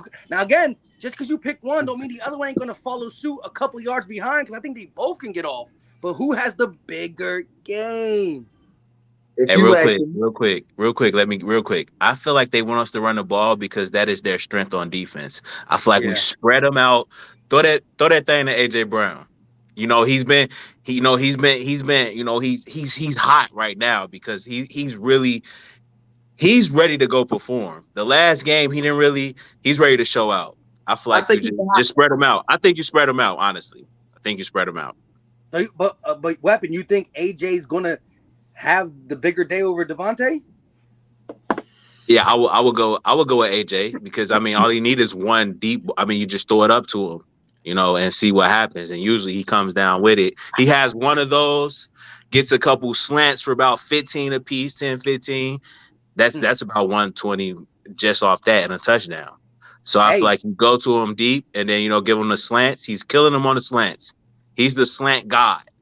And from there, I mean, you know, we got skinny Batman to just, you know, keep the chains moving. My opinion. I think we spread them out though, bro. Hey, I ain't mad at that at all. And he did come off a 3-catch, 22-yard game. And the last time he played the Niners, he got a $145. That's crazy. See? AK, who you got though? Bigger game. Can I throw a loophole in this? Hey, do it. Do what you got. Yes, sir. Listen, I think this game is gonna.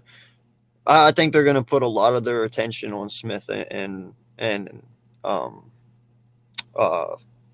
always open. Yeah. AJ, sorry, brain fart there.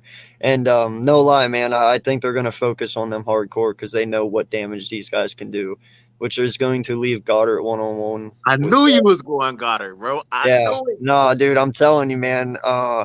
I know Goddard's been waiting for his opportunity to show everyone that he is the real deal.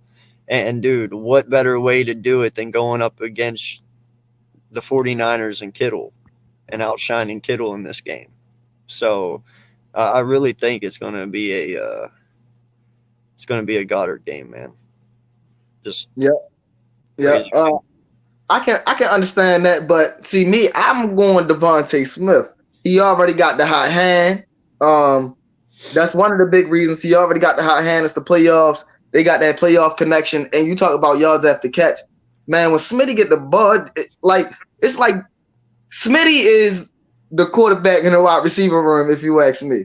When Smitty get the ball, it's a different energy when his team start blocking. They block for Smitty like they block for Jalen Hurts. It's just a different type of and when you really look at it, it's a different energy when he get the ball. Like, I feel like Smitty go off for. I think this is Smitty's best game ever in the Eagles uniform in the championship. I that's just what I think, because they going to focus because y'all mentioned how AJ Brown had that 145. We know what Dallas Goedert can do. They know what Dallas Goedert can do. Fred Warner's going to be basically on Dallas Goedert all game. He's more of a coverage linebacker anyway. So, and on the other side, you one-on-one with a Heisman winner, Burns, Stomper, whatever, however, because Smitty, he can go over the top. He beats you with the routes. Smitty, listen, if you need Smitty to play dirty football, Smitty will give you dirty football. And I'm trying. Hey, this is gonna be Smitty's best game of the year, in my opinion. I see him going for 11 catches, $170 with 2 tugs. Hey, listen, I'm not even gonna lie. There's merit for everybody's pick. And shout out to AK for throwing a loophole. So we literally got all 3 takes.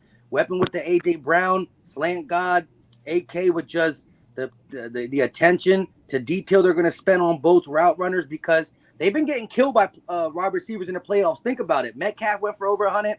CeeDee Lamb went for over 100. But that's the thing. Facts. They really got one. You're right. They got one stud. Yeah, Tyler Lockett is good, but he's a deep threat, most likely. So they had a stud in Metcalf. He went off on them.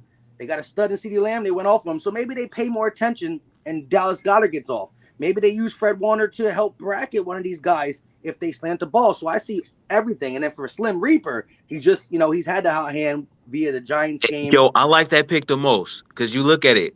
Devontae Smith with a number 2. Look at what he did to the cornerback from Dallas, a number 2. He killed him the entire game.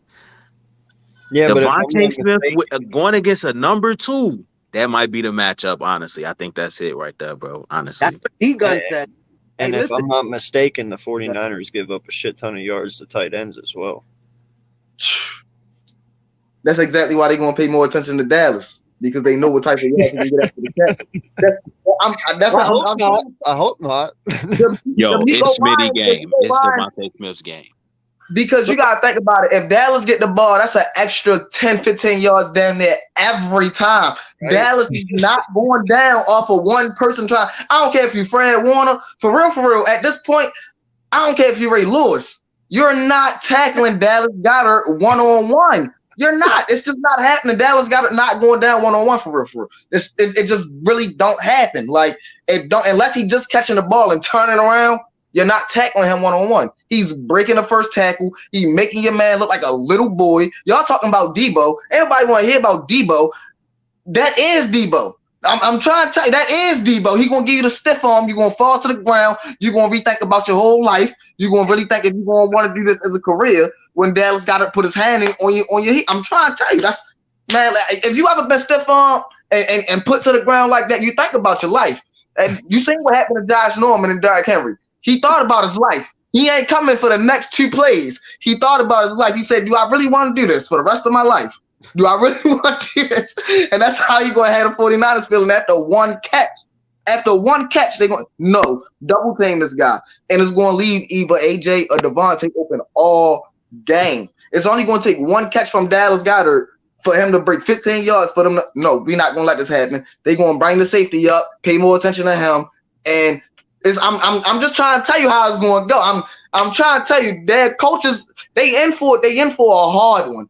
Our coach is not going to hold nothing back. We have nothing to lose. It's lose or go home. We have nothing to lose. We can't go to next week and we going to get better. We can't say that. Get better where? We letting everything go. Who has the most pressure on them, the 49ers or Eagles?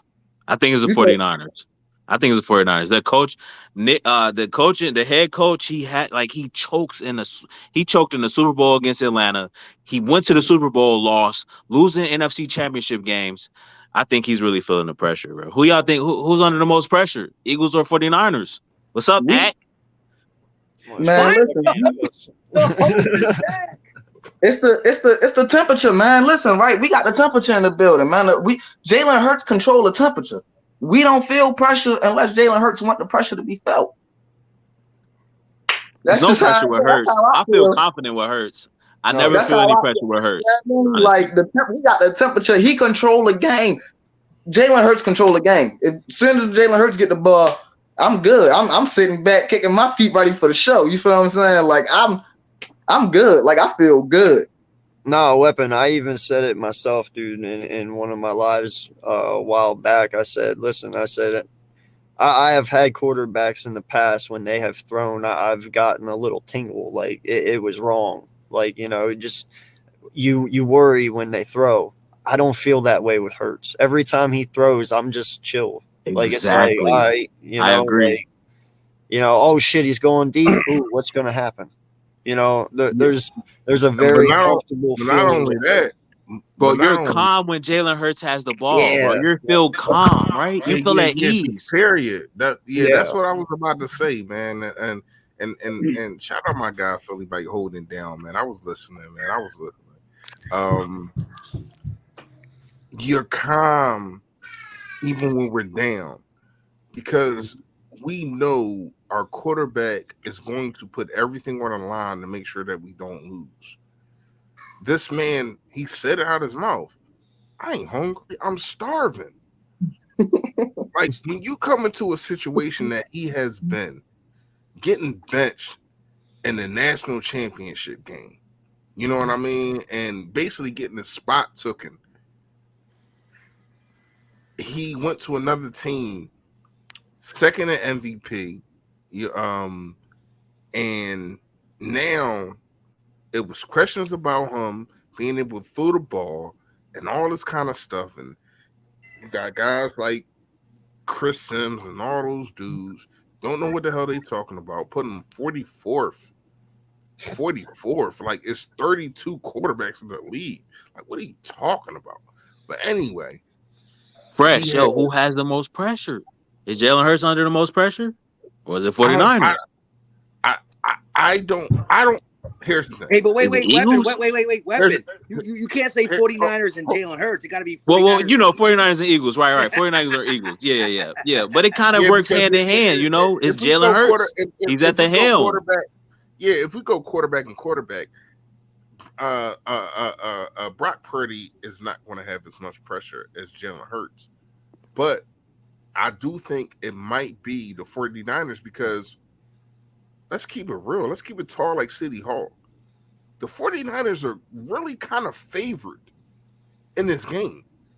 2.5 points. You get 3 just for playing home, period. You get 3. So they're really kind of favored in this game.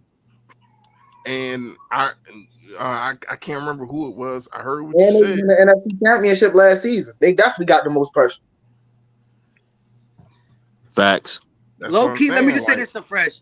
Low key, they're having a run like we had in the early 2000s, where they exactly. You can't get over the hump. Point. Think about they that. Can't get over the hump. They got to the NFC Championship 3 times, right? Mm-hmm. Prior to today, right? Prior to tomorrow. So the 3 times is 1 loss, 1 win, then loss in the Super Bowl, then 1 loss, and now they're back again. So if they lose this one, they will have the same record. 3 losses, 1 win that turned into a Super Bowl loss. They literally the Eagles of the 2000s. And as much as we talk about that being success as being relevant, you know how bad it hurt us. I was a 14-year. I was in my young teenage. I was hurt. I know. Man, I was young. Hey, listen, I ain't gonna tell. Listen, I listen. I don't know how long y'all been Eagles fans, but I don't know which one hurt y'all the most. But that 0-1 Tampa Bay loss, Rondé Barber, bro, killed me. It killed me. Like, and that was the shutdown the vet. That was You said 01? You said 01? That's the one we. That's the one we supposed to have won. To show how long the Cowboys have been trash. You know how old I was in 01? I was 2. I was 2 in 01. I was 2 years old in 01. And y'all talking about NFC championships. I was 2. And the Cowboys have been trash. And that's what I was trying to tell. That's what I was trying to tell main man. Like, literally, like, we have literally been. Everybody want to talk about Cowboys being the whatever they call them. The I don't know. They claim to be America's team, but it makes me kind of it makes me want to throw up. Yeah, like we literally like Mike. For the last even 5 years, like, we really run the NFC. Now, when I say that, it's until Tom Brady came over here, nobody won a championship after we did.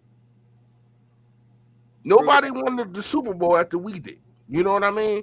Like, and not only that, we have been in the playoffs the last 4 out of 5 years. But if you want to go all the way back, we literally only missed like 3 years out of the last 20 years in the playoffs. Remember in 09, we was in the national championship league. I'm in the national. That broke me. To come back, take the lead, and watch Kurt Warner 8 minutes. Man, listen.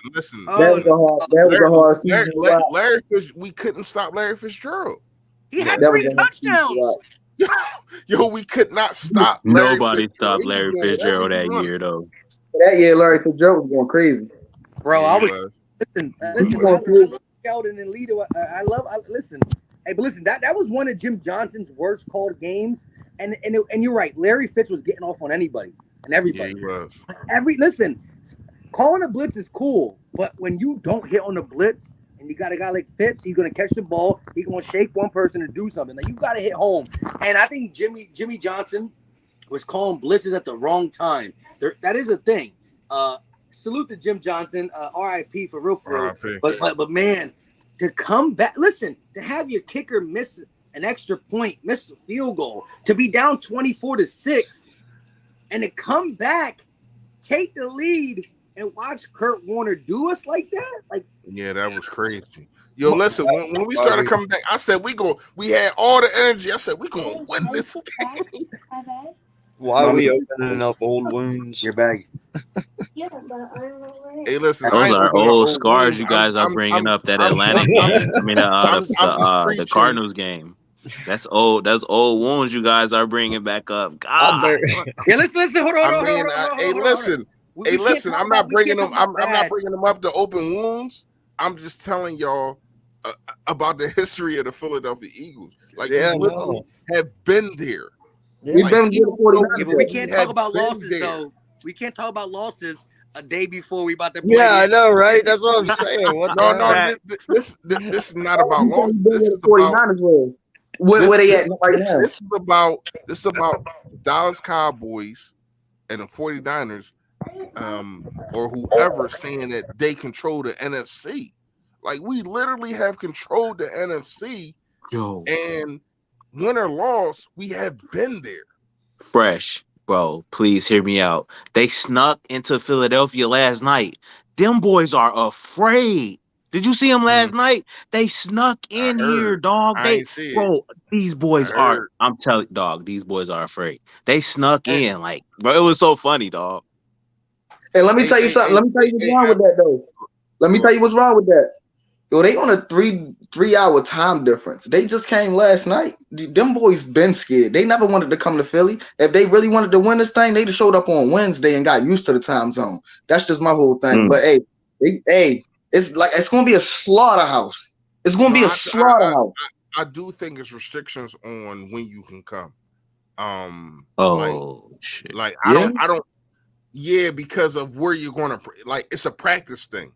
Like, you're only supposed to, unless you rent out something, you only, because they practice, they're probably going to practice on, like, Temple Field or something like that. You get what I'm saying?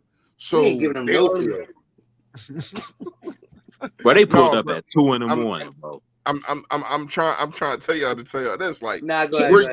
we're used to being home, so we don't really you get what I'm saying. Like we're in the playoffs, we're home. So, but what I'm saying is like they're they would probably had to go to like Temple Field or something like that, and they can only rent or do that for a certain amount of time, and a lot of that is because of Philly. Like we'll tell you, listen, you ain't gonna be here no 5 days, all right? Man, listen, all right, cool. I'm taking our asses up to Baltimore on Wednesday because Philly like 45 to an hour and a half away. We gonna rent out the Royal Farms. We gonna practice up there. Baltimore got their asses kicked out. We gonna use their facility. We gonna get used to the time zone one way or another. If I'm the coach, we gonna figure this out. You feel what I'm saying? We gonna figure this out. We gonna by the time that game comes, we gonna figure this out. I get that, but as a coach, you got to understand people got families and people got stuff to deal with. So I get what you're saying. We got a Super Bowl on the line. We got a Super Bowl on the line. What are you talking about? What are you talking? Hold on, wait. I'm talking about every team does it. It's not just dumb. Every team does it. Go ahead, Mike. AK came on and he gave his score prediction 34-17, which was the same as yours. Trey White's been talking 40 burger all day, every day in my chat too. Weapon, what's your score prediction just off the rip?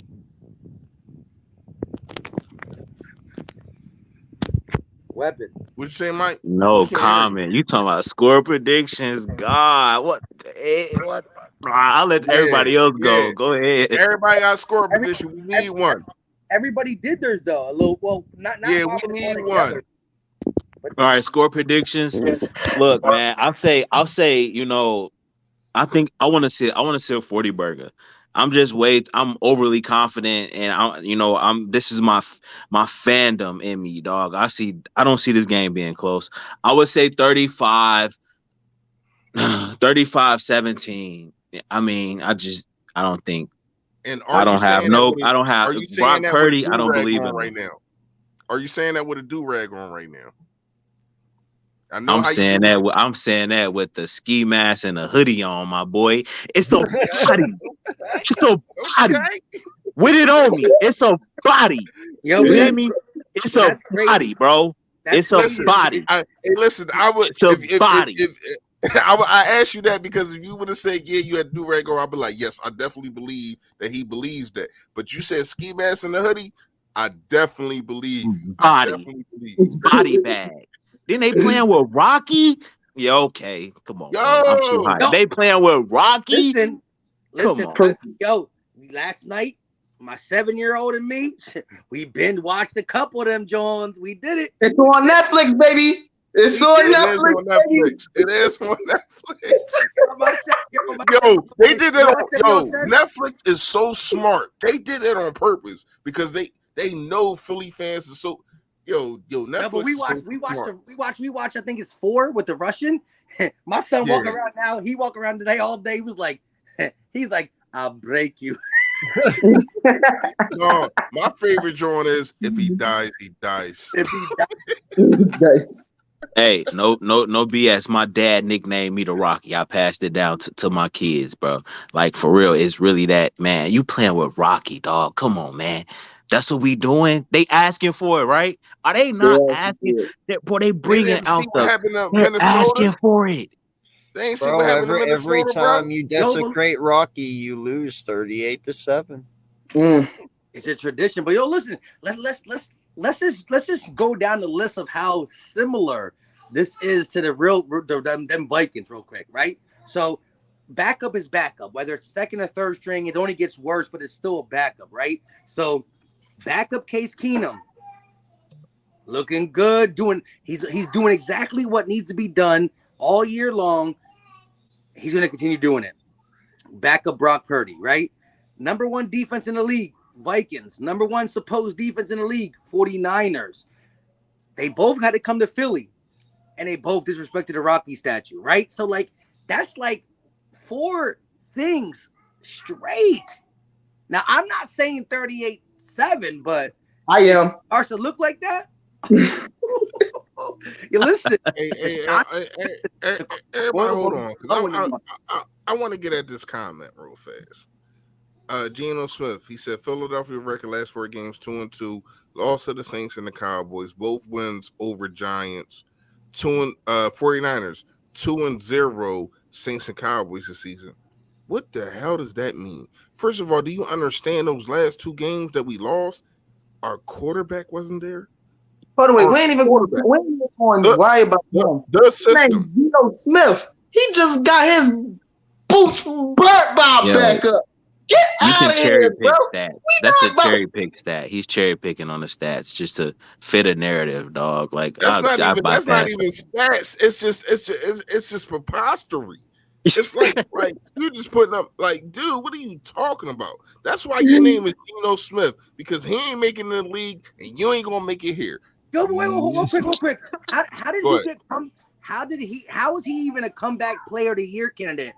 How you come back from being booty? I don't understand that. How is anybody that's in there, like even Christian McCaffrey, like at least he was hurt. He was hurt, but he did play he played like 10 games. Yeah, he played decent. But listen, you can't come back for being forgetted. Like most improved player is what he should be for, because he was trash for 9 years of his career and pretty good, and he was good last year. Yeah, I give you most improved player. Yeah, that's what he should but be. To be comeback player. When you come back from being like, first of all, last year, did he even play? He's a backup for like the last 6 years. That's what I said. So last year he didn't even play. So what is he coming back from? He's a system quarterback. He is Purdy. Geno Smith is Purdy, and that's exactly why they lost to him. Geno Smith is the definition of Purdy. Y'all got a backup quarterback who was looking good all season, ran into a number 1 defense and another backup quarterback and got y'all boots blown off. You don't even deserve breath right now. Exactly. And then Saquon, he played 13 games. What the hell is he coming back from? Injury prone. Like my man, shout out to Brandon Graham, literally got hurt in game 2. Literally was hurt in game 2. Achilles. And you seen that we missed him so much. Even though we went to the playoffs, but we've seen that we miss him so much, and we getting back. This man has double-digit sacks, the best season of his career at 33. At 33, listen, I'm gonna say right now, I'm 39. Which is if I tear my Achilles, I'm probably done for 5 years. I get bruised up just by playing basketball with my son. Like, I'm sorry for your old age, man. I'm sorry for your old age. You feel me? Hey, listen, man, you gotta get here. Don't be sorry. Just pray that you get here. Saquon Barkley's entire career has been comeback player of the year. He's always injured. His whole career, that's what it led up to. Comeback player of the year. He's been injured his entire career. I know, except for this year. He made it through this year. And he about to get a bag, though. He about to get a bag. He deserves it. Finally being healthy. Yeah. You know what's crazy? Like, he gonna get a bag, but then what they gonna do with Daniel Jones? They gonna be in the same situation that. Bro, I hope they give both of them a bag. Yes, exactly, Mike. Exactly, Billy Mike. Yes, pay them, pay both of them because they mediocre. Yeah, we listen. No, I ain't gonna say Saquon mediocre. He just don't got an offensive line. But Daniel Jones is. Bro. Yeah, I guarantee. Hold on. Listen, Dan Jones got. I just want to say this because I'm going to screen record this. Where we at? Damn, we at 2:33:25. God damn, going that long. I'm going to screen record this, Mike. Daniel Jones is going to be ass next year. It's going to be ass next year. It's going to be ass flack. He's going to be ass next year. Bro, he's ass every year. I mean, he was good this year. Like, when you really look at his stats compared to Jalen Hurts, they're really kind of comparable. I'm a realist here. Like, no, I get that, but he only threw 15 touchdowns. Whoa, the stats are comparable. And not just that, bro, but the kid has not thrown for over 20 touchdowns since his rookie year. Like, he had 11 his second year, 12 his third year, and 15 this year. I'm not scared of no Daniel Jones. Like, I'm not saying be scared of him. I know. I'm saying him even getting better. You know what I mean? This year, which is still not that good. And listen, I need Giant Nation to pay this man. This man got so much hype off that Vikings win. Sheesh, they found themselves. They came in the league, got beat. But listen, hey, but the crazy, hey, Mike. But you know the crazy part is, he got the same amount of wins in the playoffs as Dak Prescott. Hey, but he only been to the playoff once. No. I'm sorry. Dak got 2 now. Dak got two. He said, "Put some respect on my name." I forgot. My man Jalen Hurts is coming for that. My man Jalen Hurts coming for that tomorrow, though. Tomorrow. You gonna tie that man? Tomorrow. Hey, I ain't gonna lie. It's not the NFC. This year it wasn't the NFC least or whatever the case may be, and that's another reason why Jalen Hurts should get the MVP. Like, when you look at it, right? Look at our division and look at what Patrick Mahomes had to deal with in his division.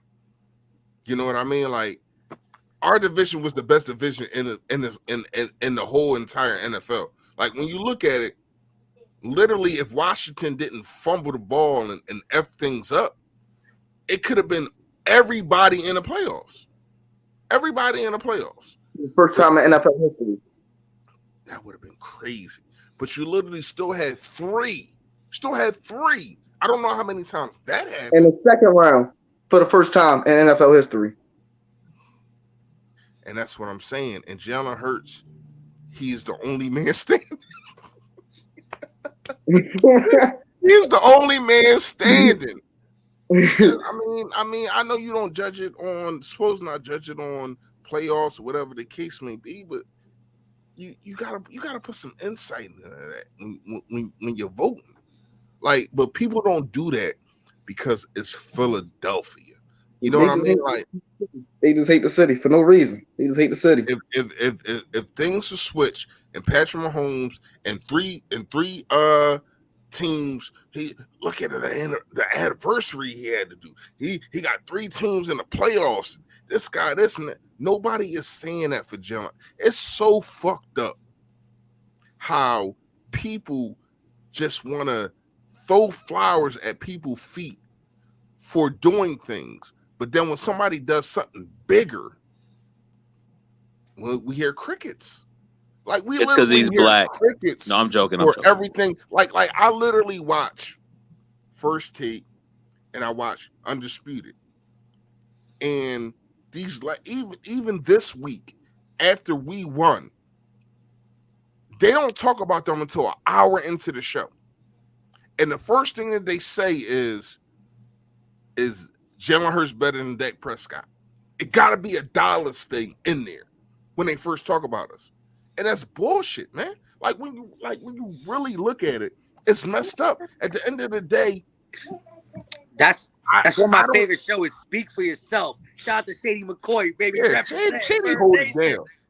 Shady definitely hold it down. But it's so messed up how the media, the broad media, and that's why, you know, hopefully they're thankful for guys like us, because the broad media, man, they really treat us like we just here. Yeah, like we don't belong to something.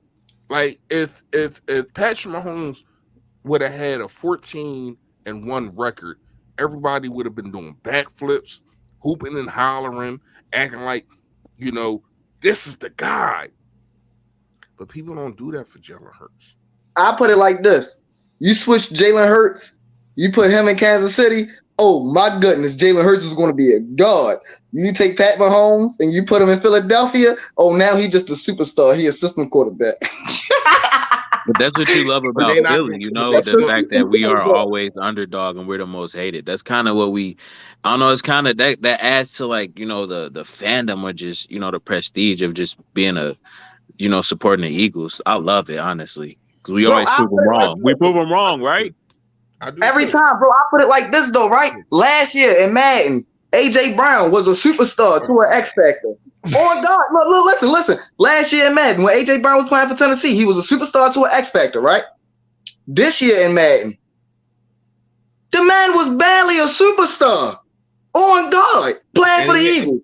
And he had his best season this year. Crazy. He had his best season this year. We just put him as an X Factor on the update when we made the playoffs.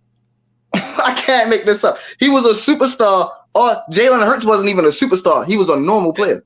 Hey, Mike, I heard you talk about it earlier. I can't remember the numbers, but I know what A.J. Brown top 3, Devontae Smith top 10. A.J. Brown is 4th in yardage, and Devontae Smith is 9th in yardage in the NFL.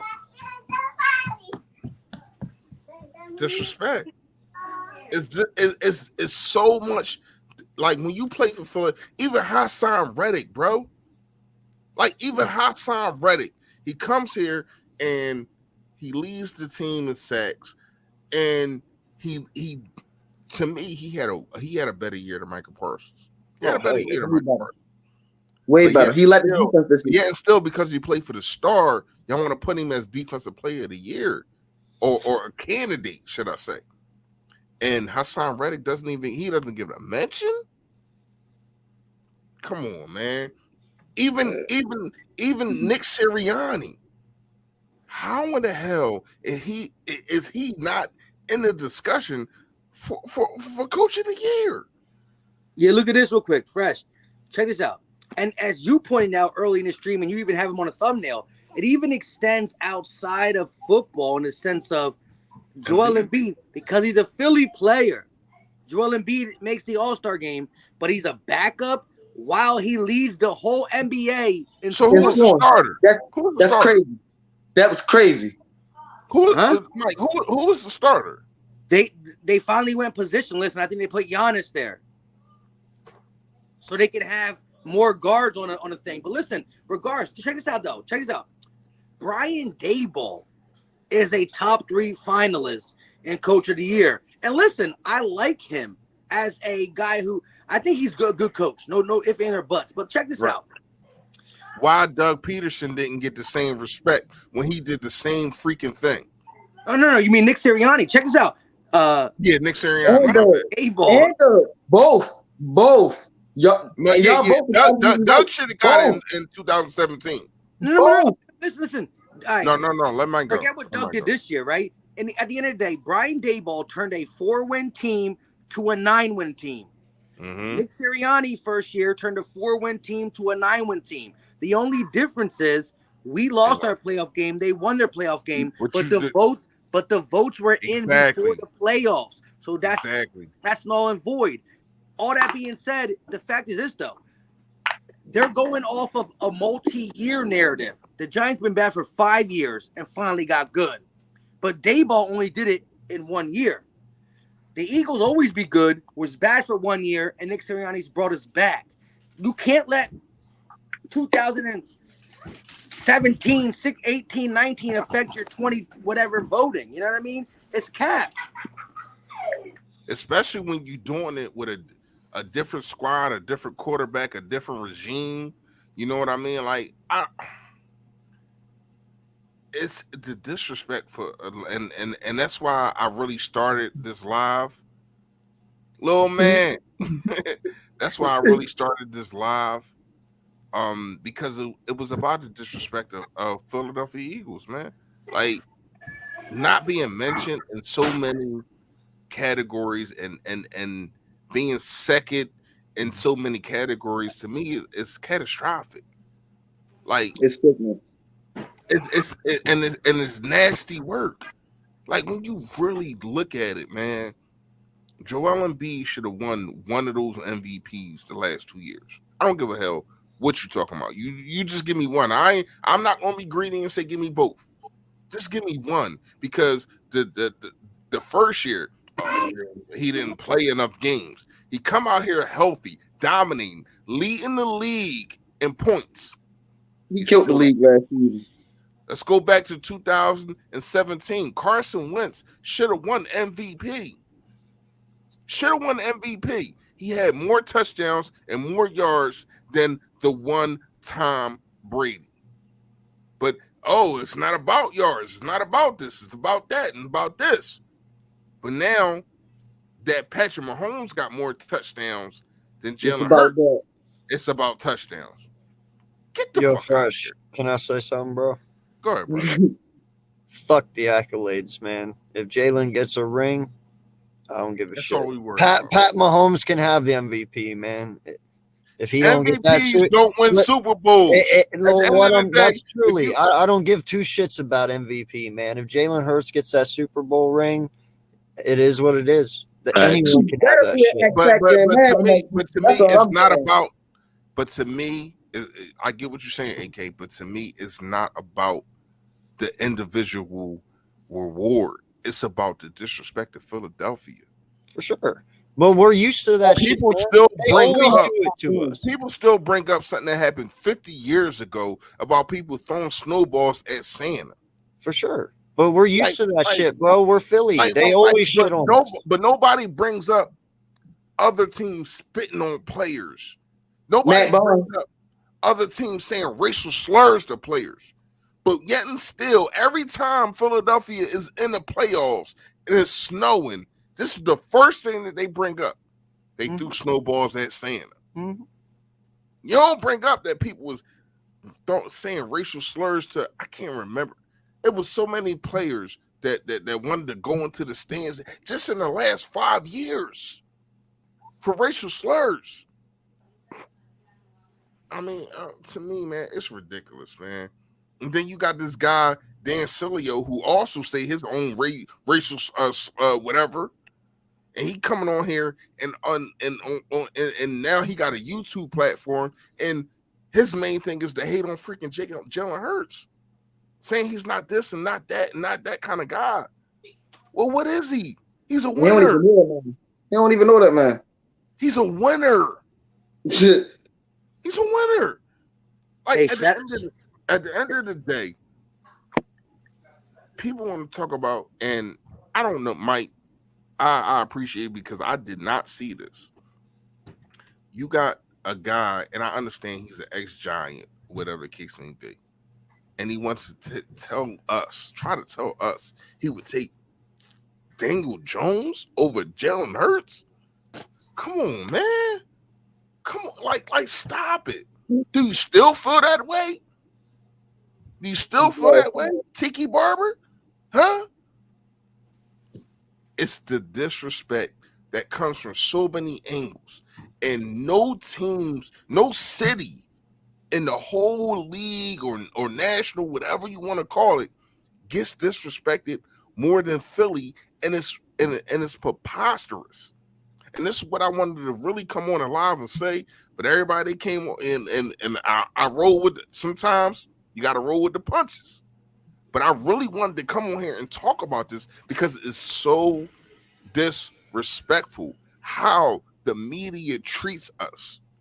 I literally watched, and only reason I watched the whole thing of First Take and whatchamacallit, the Undisputed, to see how long it was going to take for them to talk about the Philadelphia Eagles. There's only 4 teams left in the playoffs. Undisputed. Let me tell you this. They first come on to talk about Patrick Mahomes. They come on again. They talk about the coaching hire of, I can't remember the team. Frank Wright got a coaching hire. Then they talk about the Lakers. Then they talk about Dallas and Philly. Why the hell are we talking about Dallas? What are we talking about Dallas for? They're not here. They're not here. They're not with us. They never have been better than us, and they shouldn't be talked about with us. It's because of Skip. You want to Skip talk a about Cowboys the fan. ratings? Yeah, but he yeah, but it looked like he gave that up last week. You threw your jersey in the trash. Come on, man. We ain't buying this. We ain't buying Again. it. Hey, real quick. Go ahead, Listen, bro. shout out to everybody on the panel. I'm about to get up out of here. Yeah, I was me supposed to too. build something like an hour ago. I never did it. Yeah, I gotta get going too, man. I gotta get to bed. All right, listen. Got So an we're early gonna end drive. it. So we're gonna end this joint, man. Everybody, I appreciate everybody, all your comments, all the likes. Make sure y'all hit the like on your way out. I appreciate all of y'all, man. Trey, AK, Weapon X, and my guy, Philly Mike, man, my brother from another. You already know. I'm gonna see you tomorrow morning. We're gonna talk some more. Y'all already know, man. Stay Philly, stay fresh, y'all. Yo, that. Hey, guess what? It's a Philly thing, man. It's definitely a Philly thing, sure.